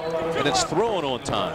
And it's 1, 2, 3-step throw a lot of times with the short dink and dunk passes. And Taylor has done that so well. He's been in sync. He's been in rhythm. He's throwing on time. And he's been very, very effective. Just remember, before 2004, a Nebraska quarterback had never thrown for 300 yards in a game. Joe Daly, as we have a whistle here, as something was thrown, perhaps. We'll reset the clock. A plastic football was thrown from the stands. Joe Daly was the quarterback last year and left after a little battle in the offseason once Taylor was brought on board. He did it twice, going over 300 yards, and Taylor's done it, including 400 this year. 1st and 10. Again, a pocket, and again it is Ross. You don't care who wins a football game when you come to a national broadcast in your future, but it's great to see a kid come back to the place all the time. Mike, LSU is headed to the SEC championship game against Georgia. Thank you, John. That'll be next week. 1st down run with Marlon Lucky as Ross had to come out of the game. Ross is being looked at. Lucky gets nothing. For a lot of those people sitting back saying, can LSU leapfrog Penn State in the BCS? This is not going to help LSU because you look at the schedule, the strength of schedule, how they win, if they win, that type of thing. Right now, Penn State sitting in the clubhouse looks pretty comfortable at 3, waiting for one of the top 2 to stumble. Looked that way for a while if you weren't with us earlier today on ABC as they continue to look at Corey Ross. Texas was pushed a lot harder than people thought by Texas A&M, able to outlast the Aggies by 11, 40-29. USC waiting to play UCLA next Saturday afternoon on ABC. Taylor, lucky, dropped it, it's incomplete. Okay, so Texas has the championship game left. UCLA comes in 9-1. Drew Olsen had a terrific year. But the defense for UCLA has been banged up. Justin London's been out. A couple of guys have been out. And so you've got to say they're not going to be able to stop USC very often. It's going to be a game, whoever scores the most and has the ball last. Exactly. It's going to be a wild shootout. It at least sets up to be. Now the referee has called an official's timeout. He's talking with one of his fellow officials. I've seen 4 different things come out of the sideline where the students are sitting over here for Colorado. And they haven't been large items, but certainly it's a problem. And I think they're going to do something to try to get some sort of an announcement or a warning made that any more of this, and it will start penalizing Colorado. There was a plastic football a couple of possessions ago. Earlier, after a bad call, there was a bottle, a beverage. You see the referee just picked up something and threw it over there, and he may have just warned the sideline as to that.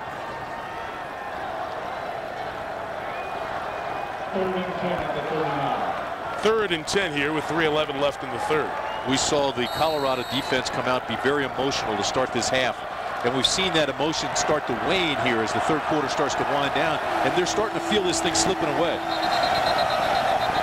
And then we get another thing thrown from over there on that side. And the back judge stopped the game here to come talk to the referee.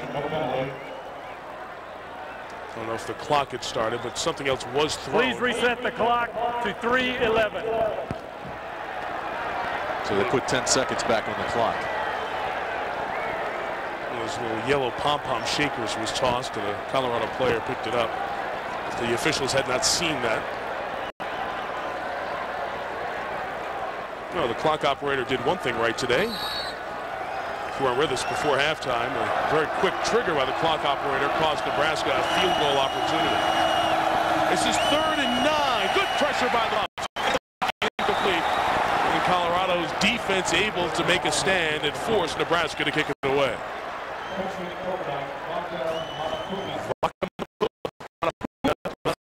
Pressure. Lucky first he misses the ball, then he takes a pretty good shot here at the end of this. Again, Taylor keeps it alive, but watch this. Bam! Ball just off his fingertips.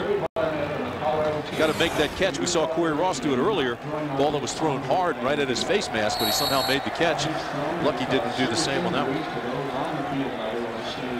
Sam Cook back deep to kick it away. Stephon Robinson awaits for Colorado.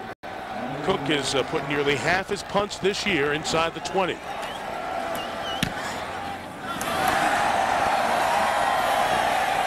Robinson at the 11. Stretching it out. Turn of 20 brought down to the 31-yard line. The kick was 50, so a net of 30 yards. And Bo Root, who has had a fabulous third quarter defensively, comes up with the special teams tackle. Well, you're running out of possessions here, Colorado, and Joel Klatt. They've got to start making something happen against this outstanding Nebraska defense. You mentioned he holds 35 CU records and having another great year, although he struggled here in this ball game. Had he not wasted his red shirt in mop-up duty in a 34-0 win over Baylor, he'd have another year to play here. He says he doesn't regret it, but he sure would like to get a rally going here and somehow find some energy. Drive start from the 31. Charles, nice little shake. He'll get a first down.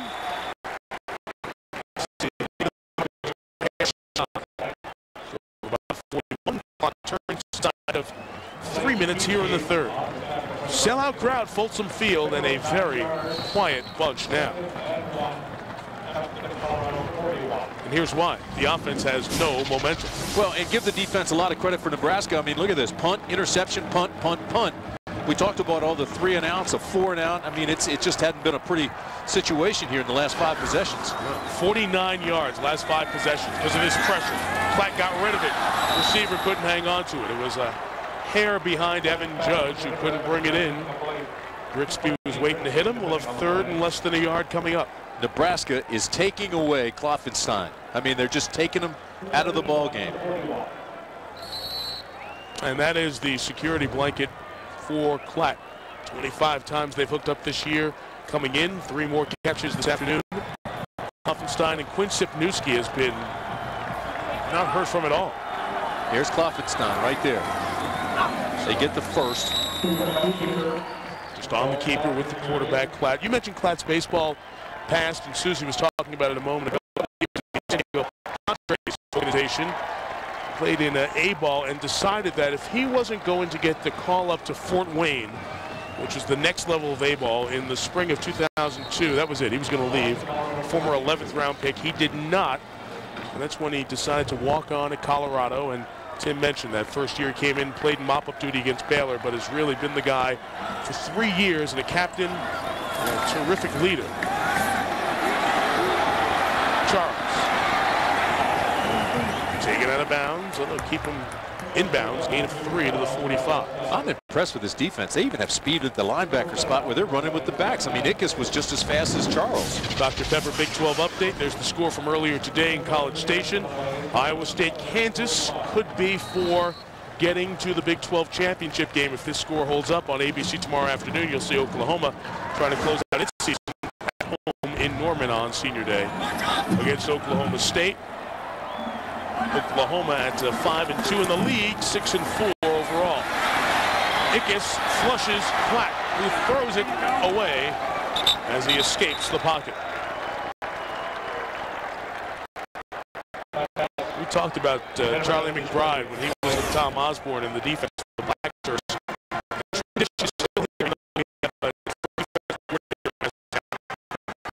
Black shirt tradition started back with Bob Devaney in the 60s. All the Nebraska folks know it, but you hear the name, and those new to college football as fans who are learning the game might not know the tradition that Kevin Cosgrove and company keep going. Just wanted to delineate the defensive stars and starters. So they went down to a sporting goods store in Lincoln, got black shirts. And if you were a starter, you got a black shirt. And now still getting your black shirt is like getting that piece of apple pie after Thanksgiving dinner. And one of the black shirts flushes Klatt again and just forces him to get rid of it and throw the incompletion coming off the edge to force 4th down. Another drive where they back up. And we're giving all the props to the Nebraska defense. Even though we're trying to be as balanced as we can, you hate to see a guy who's had the success that Joel Klatt has had in his last game at Boulder being thrown around like this and not being able to do anything offensively. Dontrell Moore, who has played very little today, came in for the pressure that time. And John Torp's a very good punter, but I don't think Gary Barnett wanted to see him kick 8 times in the first 3 quarters. Kick 44. Flag down, so this beautiful return is not happening. Blocking it back against Nebraska. Colorado says we stole the ball on the way out. They did not.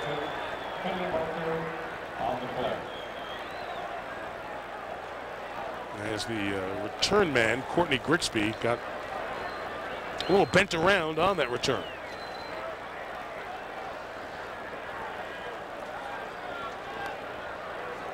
T.R. Green was back trying to block for the Huskers.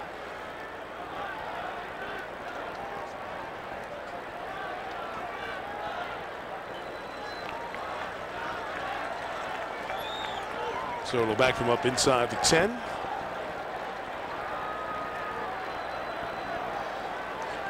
This is a very good day for Nebraska, but as every Nebraska fan knows, no matter what happens today, it's not the best. Block in the back by the return team. The penalty is half the distance to the goal from the spot of the foul, and it's a 1st down. Not the best November 25th in the history of Nebraska football. I don't care if you beat somebody 83,000 to nothing. It will not top what happened on November 25th, almost 35 years ago. November 25, 1971. High in the air, which is what Wiley wanted to do, so there'd be pitch coverage, and Rogers gets away. Look at that. Johnny Rogers. Look at the move by that sensational player, a native of Omaha. And the late, great Chris Schenkel with the call of the first game of the century. Number 1 against number 2, Oklahoma, Nebraska. It was terrific Nebraska defense, the Oklahoma offense. About 3 quarters of the all Big 8 team from that year played in that game that the Cornhuskers won back on November 25, 1971. Great to hear Shank, who passed away.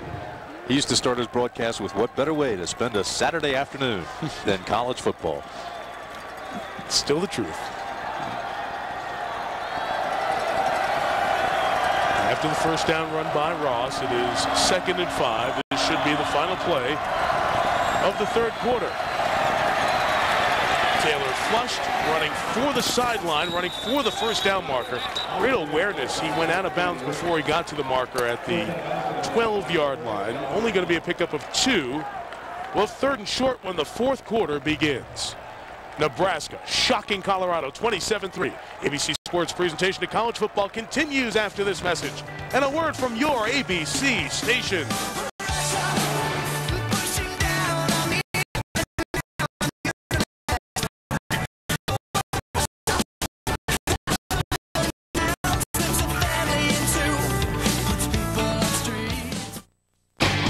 When the pavement ends, so do the excuses. The 2006 Chevy Silverado Z71 has an off-road tuned suspension. And unlike Ford or Dodge, an automatic rear locker that lets you grip and go where others might think twice. Now get an 06 Silverado half-ton extended cab 4-wheel drive Z71 for a red tag price starting under $27,300 after cash back. See your local Chevy dealer. Now more than ever. Is your daily face routine irritating the man in the mirror? Introducing Nivea for Men's Sensitive Lotion for a calm and comfortable face. New sensitive lotion and face wash, only from Nivea for Men. Tastier, crispier Tostitos restaurant-style tortilla chips. You are one lucky salsa. Oh, to have a chip this tasty dipped into you. My little bowl of chunky goodness. Honey, who are you talking to? Tostitos, now even tastier and crispier. Tuesday on an all-new Commander-in-Chief. I'd like to introduce Richard McDonald. There's a new guy in the house. What are you doing here? Nice to see they're keeping the chief of staff in the loop. He's got an attitude. They say you're the best. I like that. An agenda. We need to talk about your hair. What? Go more sexy, sophisticated. After he has his way with Washington, Doesn't she look fantastic? no one will recognize it. Are you going to run for re-election? If you don't start running today, it's not going to matter what position you take on anything. Mark Paul Gosselaar joins the cast of Commander-in-Chief Tuesday at 9, 8 Central, only on ABC.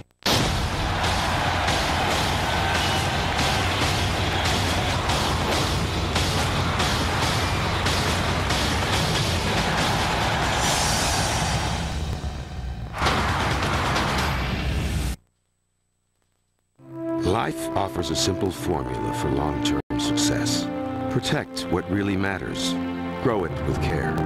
That's our approach to planning for your future at Prudential Retirement. For decades, we've used our strength to help people and organizations plan for retirement with intelligent retirement solutions designed to both grow wealth and protect it. Growth and protection.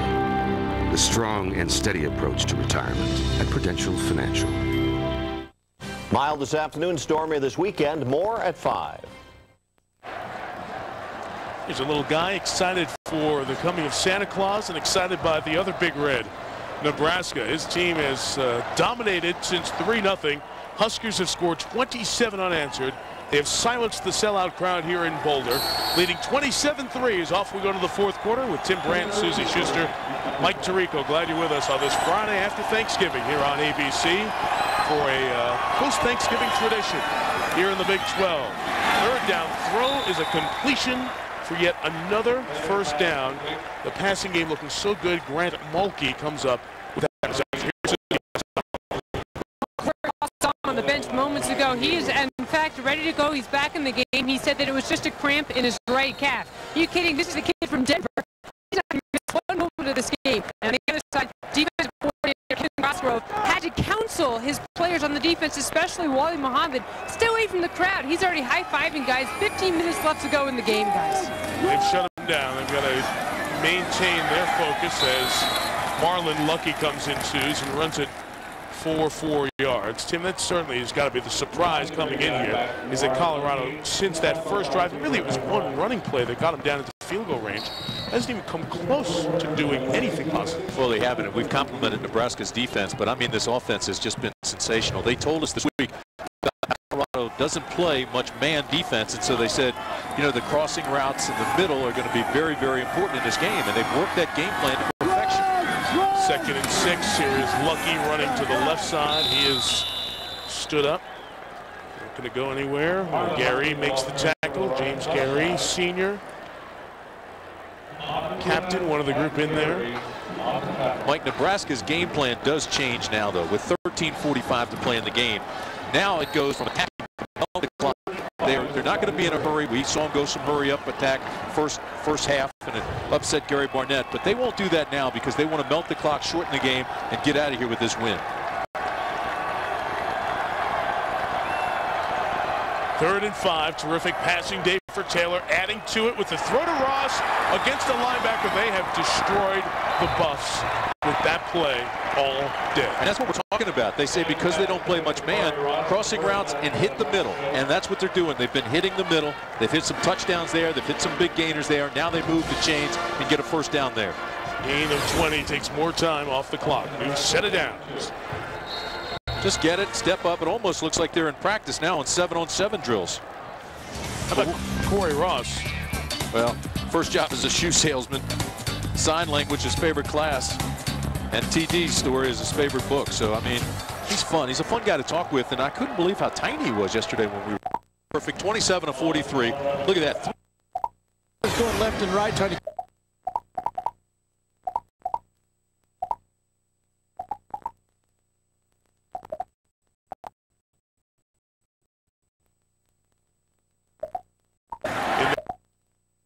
Believe how tiny he was yesterday when we were talking to him. What would you expect for a kid who, during his high school days here in Denver, was watching the Broncos in their great run? Perfectly timed out pattern completed to Nate Swift. First down for the grab for Swift. Well, going into last year, there has never been a 300-yard passing game at Nebraska. Joe Daly did it twice last year, including this game against Colorado. Today, Zach Taylor's at 376. Against Iowa State, he had 431. That was on 55 pass attempts. He's only thrown it 37 times today. He's been extraordinarily efficient and accurate as well. Ross stopped, loss of a yard. 3rd and short 4, long 3 coming up. All the life out of the Buffs. They had everything to play for. They were hoping to beat Iowa State in Ames 13 days ago and win the Big 12 North. A very bizarre game. Lightning strikes, tornado warning in Ames, so the game was delayed to start. And Colorado really had a couple of gift touchdowns and points they gave Iowa State. Unsound in special teams. Iowa State wins that game, but still the opportunity back at home to take care of business on their own, beat Nebraska, get to the Big 12 title game. Taylor scrambling, picks up the first down at the 46-yard line. Mike, watch what happens now. The next time he goes in the huddle and calls a play, he comes out. Once they start that clock, he's using almost all of the 25-second clock. Once it gets down inside 10 seconds, well, he doesn't want to delay penalties or anything, so he's snapping it about 8, 5 on the play clock. He's just taking his time back there. And that's part of the maturity of a quarterback, a veteran quarterback. You see in the NFL, the guys get it when the last light's about to turn to 0. Looking at the clock right now. Down to 8, so he'll get the snap. Hand it to Ross, just a couple. Here is the coach talking about this junior college quarterback who's turned into something special in Lincoln. He's courageous, smart, intelligent, has a good grasp on what we want to get done in terms of managing the system. He's a coach's dream. You know, he's a hard worker, a lot of pride, and like I said, he is a courageous individual. We mentioned his dad, Sherwood, starting DB at Oklahoma in the late 70s. It's so strange for that entire family, an Oklahoma family, growing up in Norman, leading the team from Lincoln. He makes so many good, heady plays today. He knows when to run, knows when to throw it away. It's amazing to me that Colorado's allowing him to do this right now because the big concern is the clock. Every time he breaks the huddle, he's looking at the clock. He's taking his time in the huddle, and then he lets that clock melt all the way down. You saw at that time they snapped it at 3. Normally he gets it under 8, but it's amazing to me. He's more concerned with the clock right now than the play that's being run, and he's still moving the chains. Watch that play clock. He's looking at the clock. And we have a couple more things thrown from that student section. About 5, 6 things now thrown. And the officials stopped. Remember, we told you they went over and said something to Gary Barnett earlier. And they're throwing water bottles and other projectiles down. And they don't realize this is hurting their team now, because they used 20 seconds off the clock there, that last play, and now they'll reset the play clock and he'll get more time. Forget that. You're right about that from a game standpoint. The people are idiots. And to come to a game and do something like that, there's no nice way to say that you're a fool. And these individuals, hopefully the people around them are pointing them out, and they should spend the rest of the holiday weekend in jail. And if they're students, it should be on their record, and that'll hurt them in the long run. It's over where a lot of the students were sitting. I don't know what the referee's talking about. He's talking about clearing out a section, perhaps. And Cooper Castleberry, a veteran official. Nothing has happened in the last minute that would be the problem with the officials, or their fault for sure. You have a feeling that you're on the verge of a very ugly situation. I mean, this is ugly, but exactly. I mean, you got a feeling that it's worse. He's involving all the security people now. The referee went to the security people. And the announcements are being made by the public address system. It should not put a negative light on Colorado's fans. I mean, most of their fans are behaving just fine. It's this group of people that is in the student section. And Cooper Castleberry, I think, is telling Gary Barnett I might clear out that whole section. And hopefully there's security there to get him and find out who's doing this, or videotape where they're able to see who's doing it. And it should affect what they do as students. If it's students at the university and the university does the right thing, the smart thing, it should affect what these kids do in school. Gary Barnett trying to tell them to stop.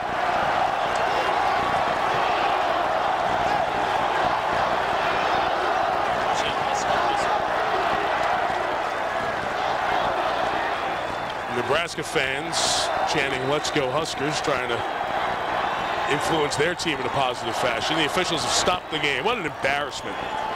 What an absolute disgrace and embarrassment. As this gets sorted out, here's John in New York with an update. John? Mike, it's the Pontiac game-changing performance update, and it's Terry Richardson who takes off 71 yards on his return.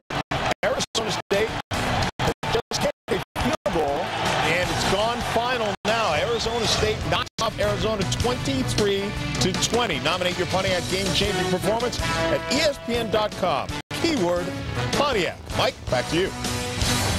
John, thanks. Arizona State was one of the 18 teams coming into this weekend that was trying to get enough victories to become 6-5, and they're able to do that with the victory in that intense rivalry. So Cooper Castleberry is stopping the referee.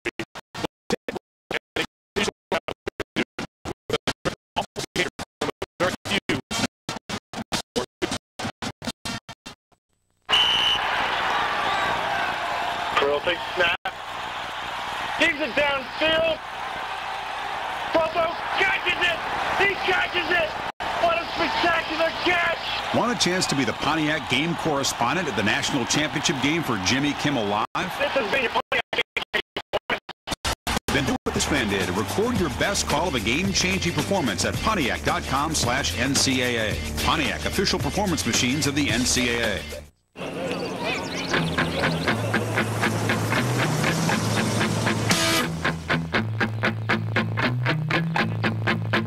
Stacey's mom has got it going on.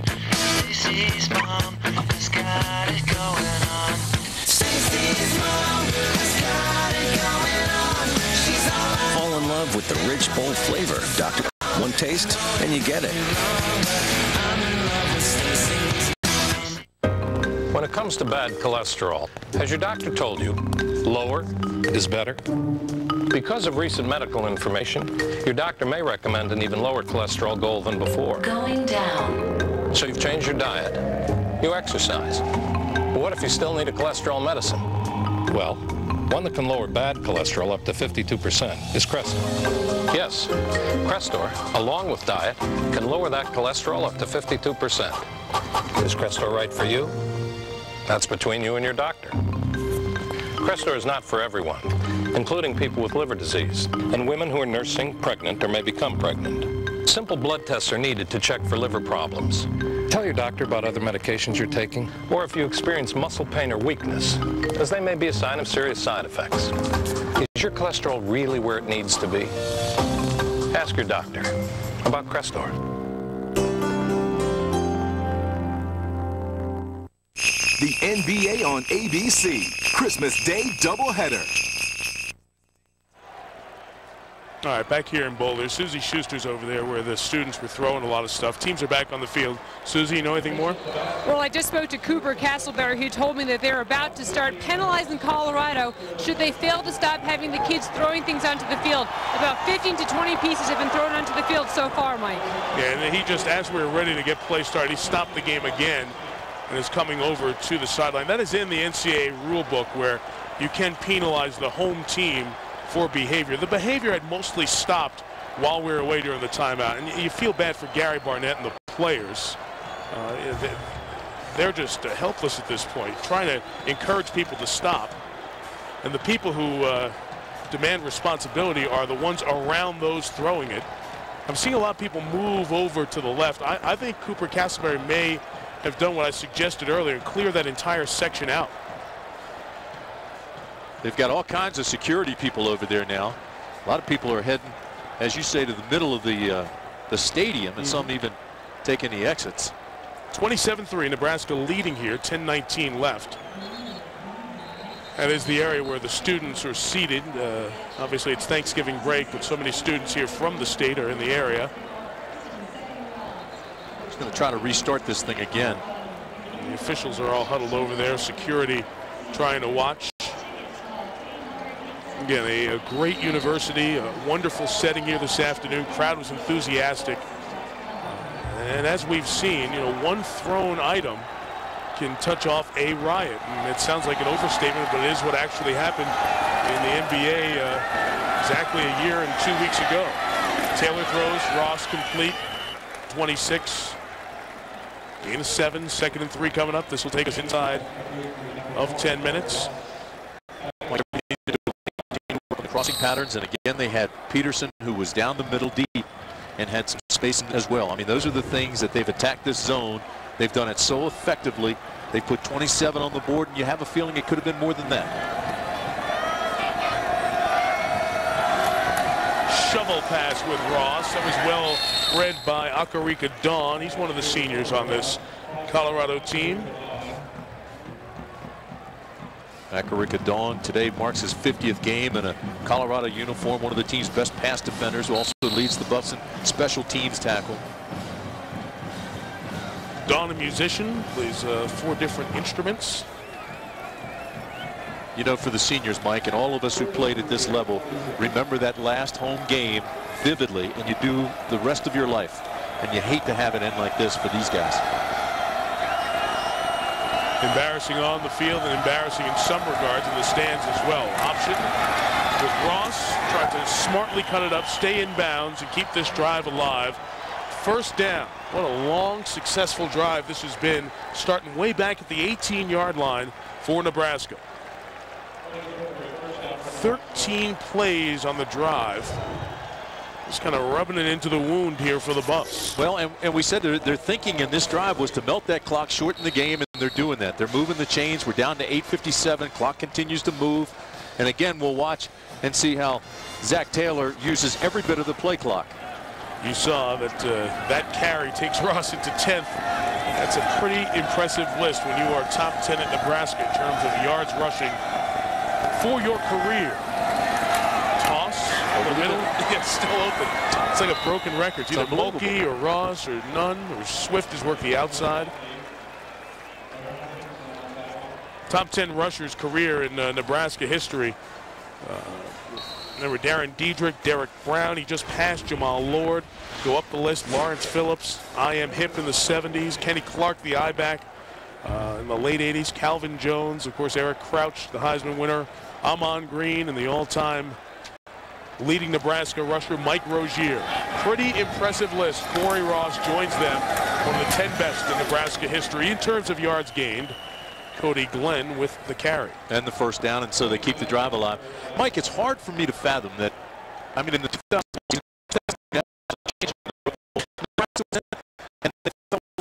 after that. I mean, Frank Solich last year was 9-3, but they wanted to go in a different direction, certainly to keep up with the game, update the system, and they bring in Bill Callahan.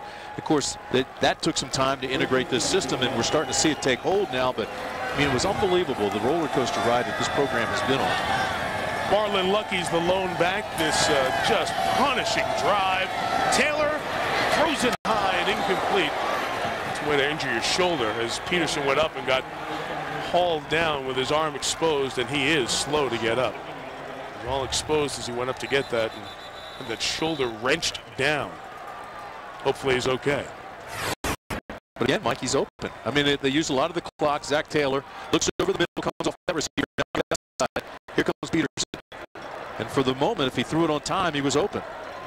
See 22 there, Sims come over, but he was late, and then throws Peterson down. Peterson coming off. Hey, remind you that time permitting here, we'll have the Thrifty Car Rental post game. John and Aaron back in New York. Highlights analysis from today's matchups. Craig James heading back from Texas to join the guys for our doubleheader tomorrow. Regional coverage at 3:30 Eastern time, and then at prime time, Notre Dame tries to essentially get itself to the Bowl Championship Series, playing Stanford or Georgia Tech. Shovel pass with Ross. He is stopped shy of the 10. Clock continuing to spin. 7.5 left in the game, and back to Susie. Well, Mike, I am now practically all alone in section 110. Behind me, kids are getting very ornery with the security guards being pushed out of this entire section. In fact, a couple guys coming back in during the cowbell, of course, but they are trying to clear out this entire section of 110. This is where they were saying that a full water bottle came down and almost hit a referee right in the head. So all these guys going back down, they're about to get escorted right back out of the stadium. Suze, get out of there. Get out of there, Suze. Get out of there. Be careful. Not rocket scientists sitting over there. Pass incomplete. As even more stuff gets thrown by the people who are on their way out. They're just kind of flipping their bottles over their shoulders. 6:53 remaining here.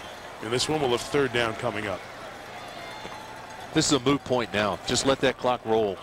What a drive. This drive is unbelievable. We had a penalty marker thrown somewhere in the mix.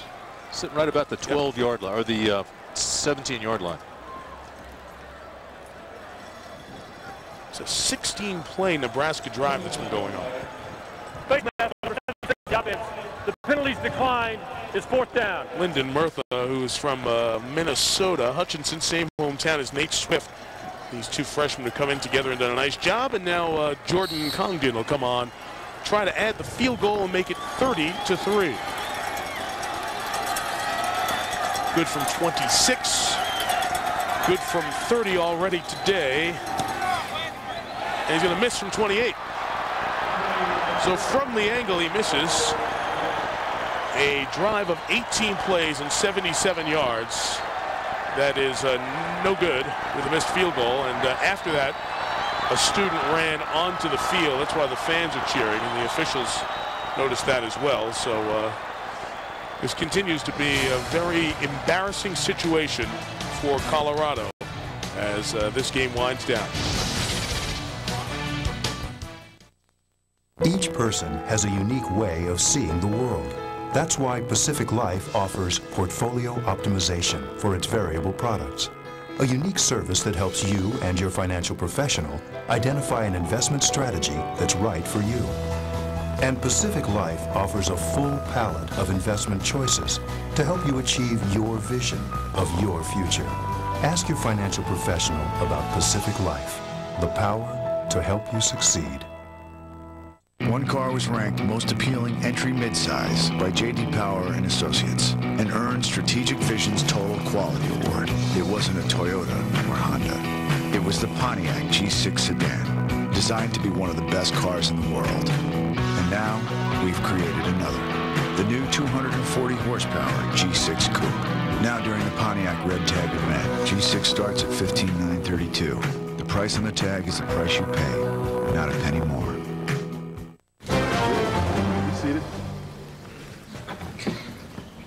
So in your scientific opinion, Miller Lite has more taste than Bud Light? Objection! That is not a scientist. That's rock legend Gene Simmons. You got me. But he is a real taste expert. Gene, look at that. Oh, sweet slabberone. May I see the evidence? Yep, that's a nice one. I'll allow it. All rise for great taste. From the beautiful city of Boulder, college football on ABC, brought to you by Pacific Life. For insurance, annuities, and investments, choose Pacific Life, the power to help you succeed. IBM Business Consulting of a different order. Dr. Pepper and your local Dr. Pepper bottler, Dr. Pepper, one taste and you get it. And Pontiac, go online to nominate your Pontiac game-changing performance. Scenes of the holidays starting to settle in. Will the Colorado postseason include an appearance in the Big 12 North Championship game? It's up to Kansas now. Kansas is going to have to beat Iowa State, barring an unbelievable comeback by the Buffs. Colorado takes over, first and 10 at its own 20. This is the first Buff snap of the fourth quarter. Platt throwing the deep ball. Incomplete. Bowman defended. Pass intended for Dusty Sprague. Take a look at the Pacific Life game. Summer, bring you up to date a little bit. How about Zach Taylor? What a day that Zach Taylor has had for the Cornhuskers. 392 passing yards. Doing it on crossing routes and straight down the middle, little post patterns. Here hit Corey Ross. Corey Ross had a big day. Little guy, hide and seek guy, hides behind the big guy, seeks the hole. Then he comes back and he goes after Nate Swift. This is a 21-yard touchdown strike with the post pattern down the middle again where they split the safeties. Just a terrific day for Zach Taylor and for Nebraska. Second and 10 from Platt. Completes it to Patrick Williams, the freshman, taken out of bounds at the 24-yard line. Third down coming up. There is Zach. Oh, it's funny, just 2 weeks ago in Lincoln, Steve Peterson, the athletic director, formerly at Pittsburgh, he was in the hot seat and really having to answer questions about should Bill Callahan come back next year? Should he be fired? Amazing turnaround here, how quickly, I'm sure, the phone calls, there's movement on the left tackle. Phone calls, the reaction of the fans will be drastically different after this one, beating your rival in the division. Foul. Number 79 on the offense, a false start. The penalty is 5 yards, and it's still third down. Gary Moore, the senior, who's a singer, whose dream is to be on American Idol. Like Bill Callahan has to have time to get the players to make this system work. I mean, we're starting to see the effects of it now. He believes in it. You can see what it can do by today's performance. He gets some more players in here that are designed for this kind of offense, and then get the defenders that he needs. And he's just starting to do that. He's only been there 2 years. So, I mean, you've got to start working this thing a little bit. Give him some time to get the right guys in here. Essentially what's happening at Nebraska is they're learning a new language. After speaking the same language for about 3.5 decades, sure, at a very fluent level, by the way, and nobody ran option football like the Huskers did over the years and over time. Play clock down at 0. Delay of game before the missed snap here. It's just a nightmare. Prior to the snap, a delay of game on the offense. The penalty is 5 yards, and it's still third down. John, what do you have for us over there in New York? Mike, it's just singular All-America Player of the Week update, and here's a guy who came up on the losing end, but he had to step in. It's the freshman Stephen McGee, who was in for Reggie McNeil, had a great day rushing the ball, 2 touchdowns, 24 carries, 108 yards. A&M still came up short, but Stephen McGee had a great day. Text the word vote to 87654 now on your singular phone for your ballot and a chance to win a trip to the national championship. Maybe you can hang out with John. John will be there. Championship game, of course, the Rose Bowl. As we get to the Bowl Championship Series, here's another pass that is misconnected, intended for Dusty Sprague. That ball was catchable. Sprague dropped it. Another bottle comes on. Just misses the side judge. What a disappointing day for Joel Klatt and the rest of the seniors of Colorado. 20 seniors, 10 of them were walk-ons at one point. Seniors who had been through a lot, very tumultuous time in the program, going back over the last couple of years, well documented.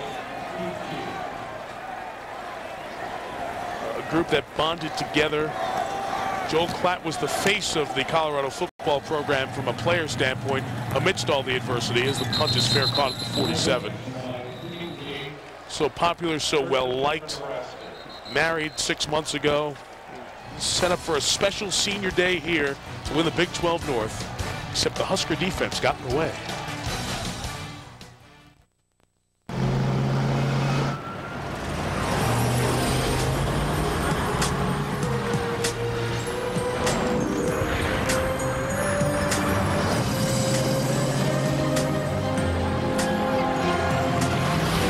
Get into the season. Experience the season's best sales event. Cadillac. Breakthrough. Visit your Cadillac dealer to take advantage of a season's best bonus offer.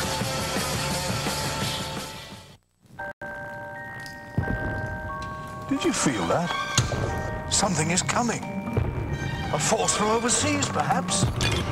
A new competitor? Or change itself?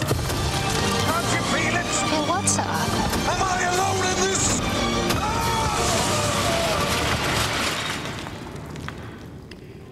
Change is coming. IBM Business Consulting helps you manage it. The new Digital Rebel XT. An 8-megapixel, easy to use SLR. With virtually no delay when you snap the picture. You'll never miss the opportunity to catch the impossible. The next generation Digital Rebel XT. Official camera of the NFL and future NFL players everywhere. Wednesday. Do you believe in ghosts? The truth about this survivor's past What happened in the hatch? I'm sorry. will be revealed. An all-new Lost, Wednesday night, 8 Central, followed by an all-new Invasion, only on ABC. Zach Taylor, Thanksgiving weekend, some 14 years ago, all dressed up for a little Thanksgiving parade. Well, he has been on display and put on a pretty good show. He's now out of the game. His day's work done. One of the best performances by a Nebraska player in this long series with Colorado. The new quarterback is Harrison Beck. And he hands off on first down to Brandon Jackson, the sophomore, who takes it to the 49 and pick up a 4. Let's wrap up the day with the starting quarterback, Zach Taylor. He's the IBM Star Watch today and has been a star from the get-go. Came in, he found his rhythm in a hurry and put up some spectacular numbers. Did everything he wanted to do. The game plan was perfect. 27 of 43. Look at that, 392 yards, a couple of touchdowns and no picks. Second most in school history, as you pointed out, Mike. And it was one of those deals where they had a game plan, they stuck to it, it worked, and they just they were very, very efficient. So Beck, who had not played all year, a lot of questions as to should he have come in the game a couple of weeks ago, the last time Nebraska played against Kansas State, but he did come in, seeing his first action on the road. Took his first blindside hit on a blitz. Now I've got my...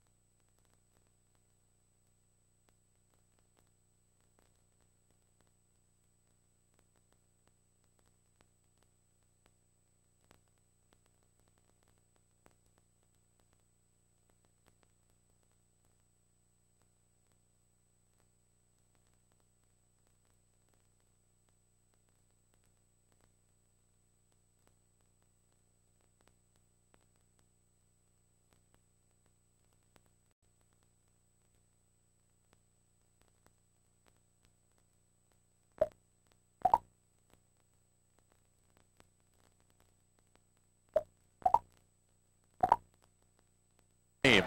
And of course, Bill Callahan said he had no second thoughts about it. He said the kid wanted to play. He didn't want to play. I wanted to know what the parents thought. And having been a parent of somebody at that level, as a matter of fact, Bill Callahan's son plays at UCLA. My son was his teammate at UCLA. Right. And as a parent, I would be very concerned about that. I would not want to waste the redshirt year. But he did come in. He won the ball game for him. And so you say, all right, well, it paid off, but it's going to shorten his career by 1 year there. And put your coaching hat on, and you said the same thing. Callahan said, hey, we've got our seniors. We're trying to win one last game for them. And Zach Taylor, timeout taken by Nebraska, wasn't going to be out for one series. If he was, he would have kept that red shirt. Right. But he wasn't going to be, so he had to get back in there. Be right back. Timeout Nebraska. 5.5 remaining as Nebraska is on its way to ruining Colorado's Thanksgiving and maybe a Big 12 North championship hopes. And I would do anything for love. Oh, I would do anything for love. I would do anything for love. But I won't do that. No, I won't do that. I would do anything for love. Anything you Fall in love with the rich, bold flavor. Dr. One taste, and you get it. There couldn't be a better time to get an ADT home security system, because this holiday, you can get a special offer. Save up to $200 on ADT's protection packages. You may save up to 20% off your homeowner's insurance. ADT is the #1 security company in America, particularly at the holidays, with the threat of fire hazards and more families traveling, leaving their homes empty. So call now and take advantage of ADT's holiday special. ADT, always there.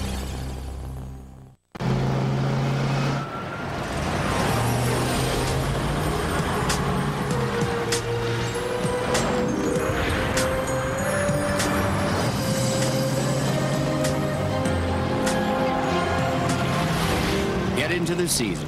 Experience the season's best sales event. Cadillac. Breakthrough. Visit your Cadillac dealer to take advantage of a season's best bonus offer. Here's a heads up for all you middle schoolers out there. The Big 12 Conference has teamed up with the College Board to offer this cool new program called College Ed. It's designed to encourage middle school students like us and our parents to start prepping for college now. But College Ed is just one of the ways in which the Big 12 supports education in our local communities. Because the Big 12 believes every student deserves a chance to pursue his or her dreams. Together, we're better. The Big 12 Conference. College football tomorrow, triple header, Virginia, Miami, Oklahoma State, Oklahoma, or South Florida and Connecticut. ESPN has Virginia Tech trying to clinch the ACC division title against North Carolina. Then on ABC, at about the same time, Notre Dame, Stanford, the Irish in position where they can be chosen at large in the BCS. Or Georgia, Georgia Tech. Next pass is dropped, incomplete. And we will have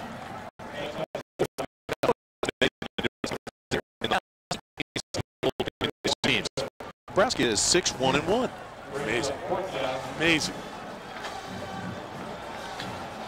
Meantime, just updating our security, they had to clear an entire section, restore the order. Nebraska was the top of the 12 at the inception of this divisional play. We're going to show pressure off the corner here. Washington was sneaking in to come for the block. Here he comes. Can't get there. Running into the kicker, probably be roughing him, and looks like it'll keep possession as another close because of all the missiles that are coming down on the field. Well, I was starting to say that section that the referee has to be clear. There it is. Personal foul, roughing the kicker on the defense. The penalty's 15 yards and an automatic first down. That entire section with the student. If you're just joining us because of the roughing the kicker, they're finally able to clear the people out. They've had to bring a uniformed police presence over to the sideline. Great city, a wonderful university, and because of the action of more than a couple, of about 25, 35 people who've thrown objects, just really put a today. They came out and it looked like they were going to do something. First play, 45 yards. Their next 50 plays, just over 100 yards.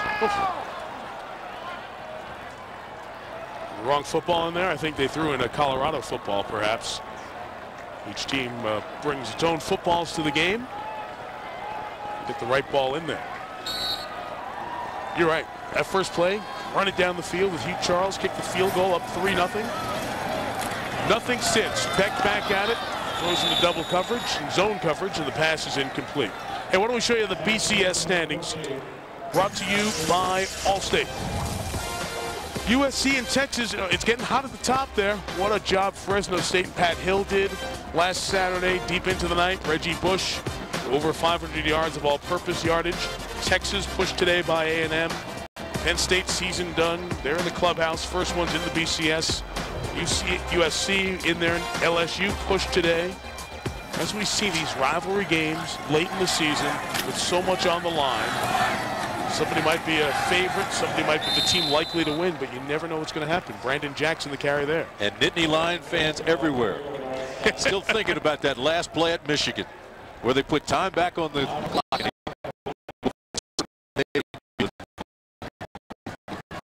2 steps away now. USC, UCLA. Back on ABC next Saturday, and if the top 2 teams win them, they will be in the Rose Bowl for the national championship. Job by Jackson, able to maintain his balance and stay in bounds. Yes.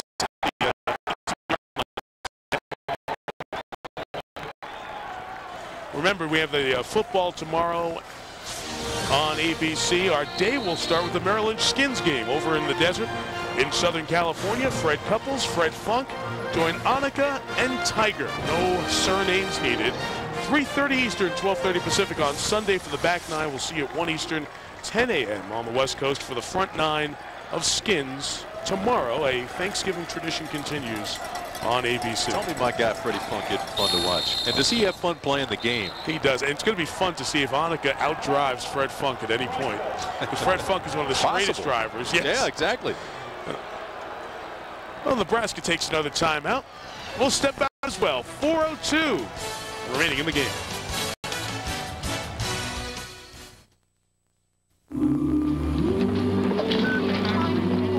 Did you know the University of Nebraska is a leader in the landscape of computer science and business education? Our J.D. Edwards Honors Program combines business strategy with next-generation computer software. That's how you teach leaders for the 21st century. I call that thinking outside the box. There is no place like Nebraska. So Colorado will wait and watch. I read something this week that Iowa State, if they beat Kansas tomorrow in Lawrence, they win the Big 12 North. I read where Dan McCarney's team was scheduled to bus over to Lawrence, and they weren't going to change their time so they could sit around and watch this game. Game's going on long enough. I would imagine they've arrived in Lawrence. They've already had dinner. But I would not be surprised. Cell phones work on buses. So I'm sure word has gotten to the bus that Colorado has gotten the job done. No question, they know. Nice job by Jackson, probing to the outside, maintaining balance to get to the 12-yard line. This quarter, Colorado's run 4 plays. Nebraska's taken 3 timeouts. 3:45 left.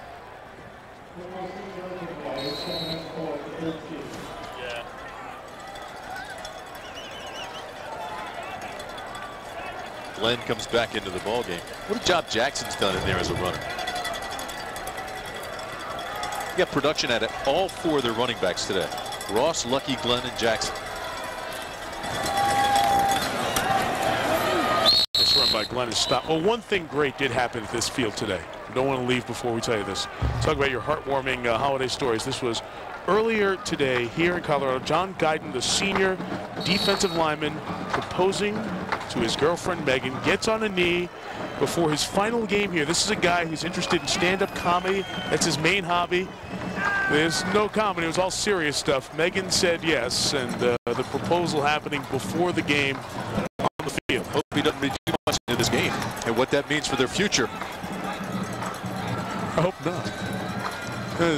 Seriously, here's a guy who's a comedian, so I'm sure that they'd be surprised by that whole deal. But delay of game here taken by Nebraska. 5 yards. Should be a delay of quarter. It's the longest quarter in the history of football. Gives me a chance to remind you that time permitting, we'll have a thirsty car from John Hammer coming up.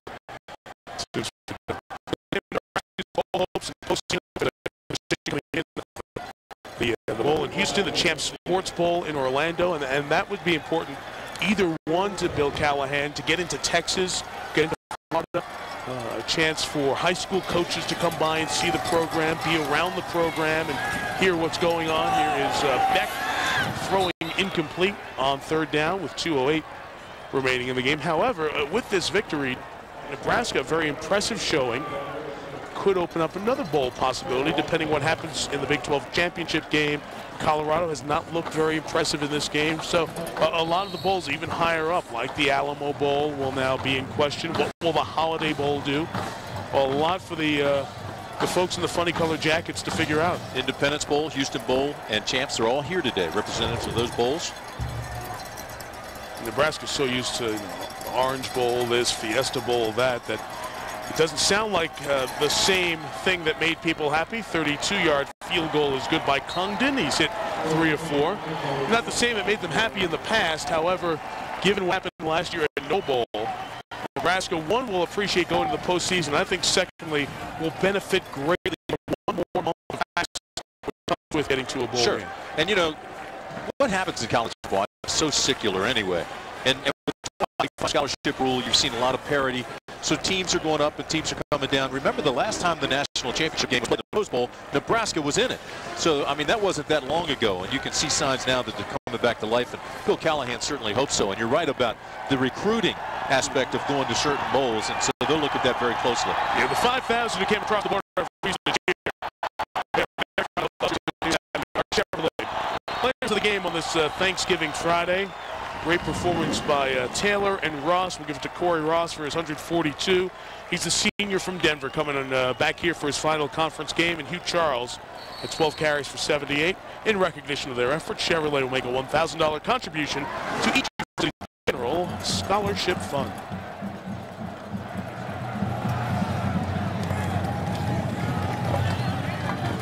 Stephon Robinson will take a knee.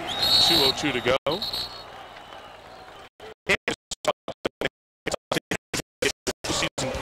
Game as well and be eligible. Well, Mike Pearl, Bob Toms, Bob Goodrich, Chris Pfeiffer, Larry Cavallina lead the names going by, but there are the key people on our football family who we've spent every Saturday with along the way. The women and men of our ABC Sports crew as they celebrated Thanksgiving away from their families, but together with our football family all the way through. Thank you all for a wonderful 25 season. Great tour of the country here as we've had a chance to see some wonderful places and enjoy some good times together as a group. Certainly appreciate everything that they do for us. Patrick Williams caught it. All the sacrifice we talked about. The holidays are wonderful to be at home and watch sports, but so many crews, every network across the country, cable, over the air, thousands of people with their families for the holidays to bring these games that have been becoming or become a part of your holiday experience. Thank you to everyone. Flat throwing complete for Vickers, who was tied up at the 26-yard line. Tim, it was 4 years ago in this game that Nebraska was #1 in the BCS standings. They were cruising, and then Colorado came in and walloped them 62-36. Bobby Purify and company running for almost 400 yards in that game, 380. Chris Brown in there as well.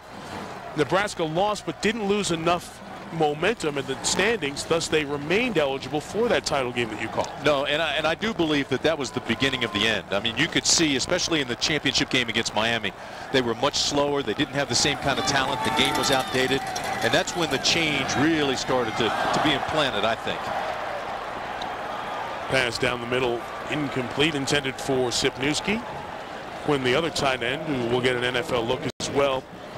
This will be the worst home loss for Colorado in this series in almost 20 years. Go back to 1982. And we're at 4th and 2. What could be the last play for Joel Klatt here at Folsom Field in Boulder. He's had a terrific career. He'll leave the all-time leading passer and have another game to add to it, certainly. And they might have 2 more games. They may have to dust themselves off and play in the Big 12 championship game if Kansas can rise up. I mentioned Mark Mangino's team is going to, at home, try to get a 6th victory. Now the scoreboard's gone haywire. And the clock, which we can use. The main scoreboard has gone down. There's one right over there they can continue to use. The field judge sees it. He points it out to Mr. Castleberry, the referee. How about that? Even the Nebraska coaches are saying, just we'll use that one. We're okay right now. The official time is kept on the field, so. Except for the play at the end of the first half. If you weren't with us, Nebraska got a raw deal on a clock situation where they should have had another field goal attempt, but they did not come back and were adversely affected. They have shut out Colorado here in the second half, scored 10 points of their own to take a 30-3 lead. Been a tough day for the officials. One questionable call or not, having to deal with the situation of having to clear out an entire to the 39-yard line. So this Colorado regular season, like Nebraska's, will finish 7-4, 5-3 in the Big 12 North. Huskers will be 4-4 in the league. Colorado's not deviating from what they do, though. I mean, even with just 61 seconds left, they're still jumping out of bounds, still trying to make catches, still trying to move the chains.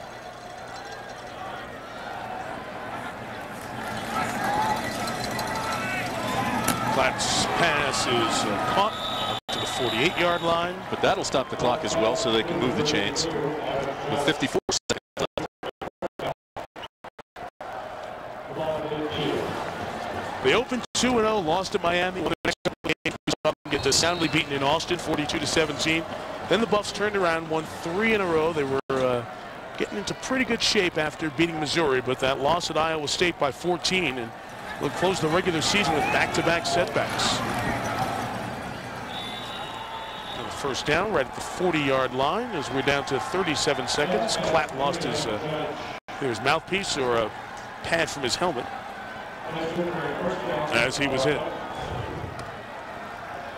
I'm watching Joel down there, and he's still going through his playlist, still looking at his wristband, still trying to make this team move, still trying to get on the scoreboard. It's a senior class, incomplete pass, that had gone 20-4 within the North and had really dominated this division.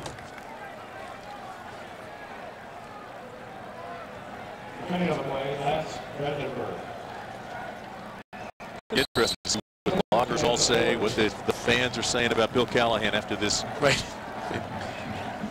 Wouldn't it be nice if, with the same passion, the same vociferous nature, people came and said, what a great job our coach did, as they do so quickly when a guy struggles.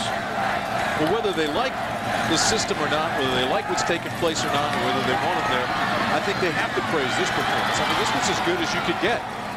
This was as good as I mean, you designed a game plan, you executed it almost to perfection, you moved the ball, and you scored 30 points. I mean, how can you criticize it?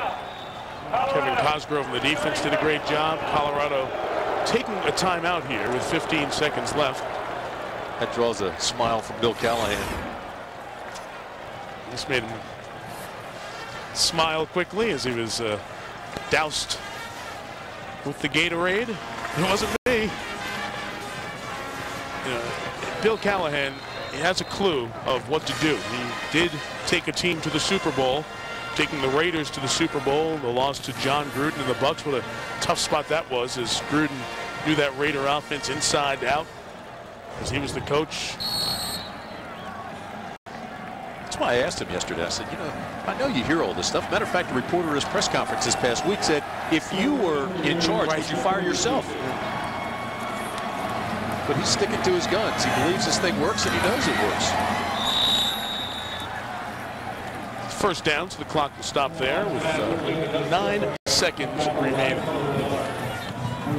We mentioned all the people, we saw a lot of people who help us out throughout the year, thanks to Ben Boma, Joe Gallen, Chelsea Tubb up here in the booth. Certainly appreciate what they do. And again, another 30-second timeout taken draws boos. Just an appreciation for the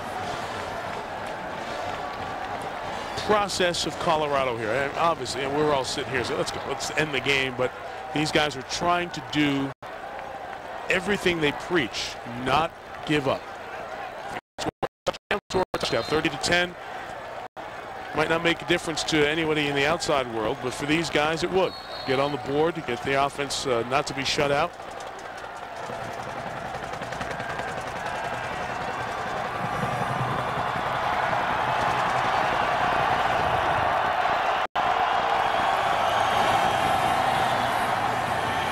First and 10.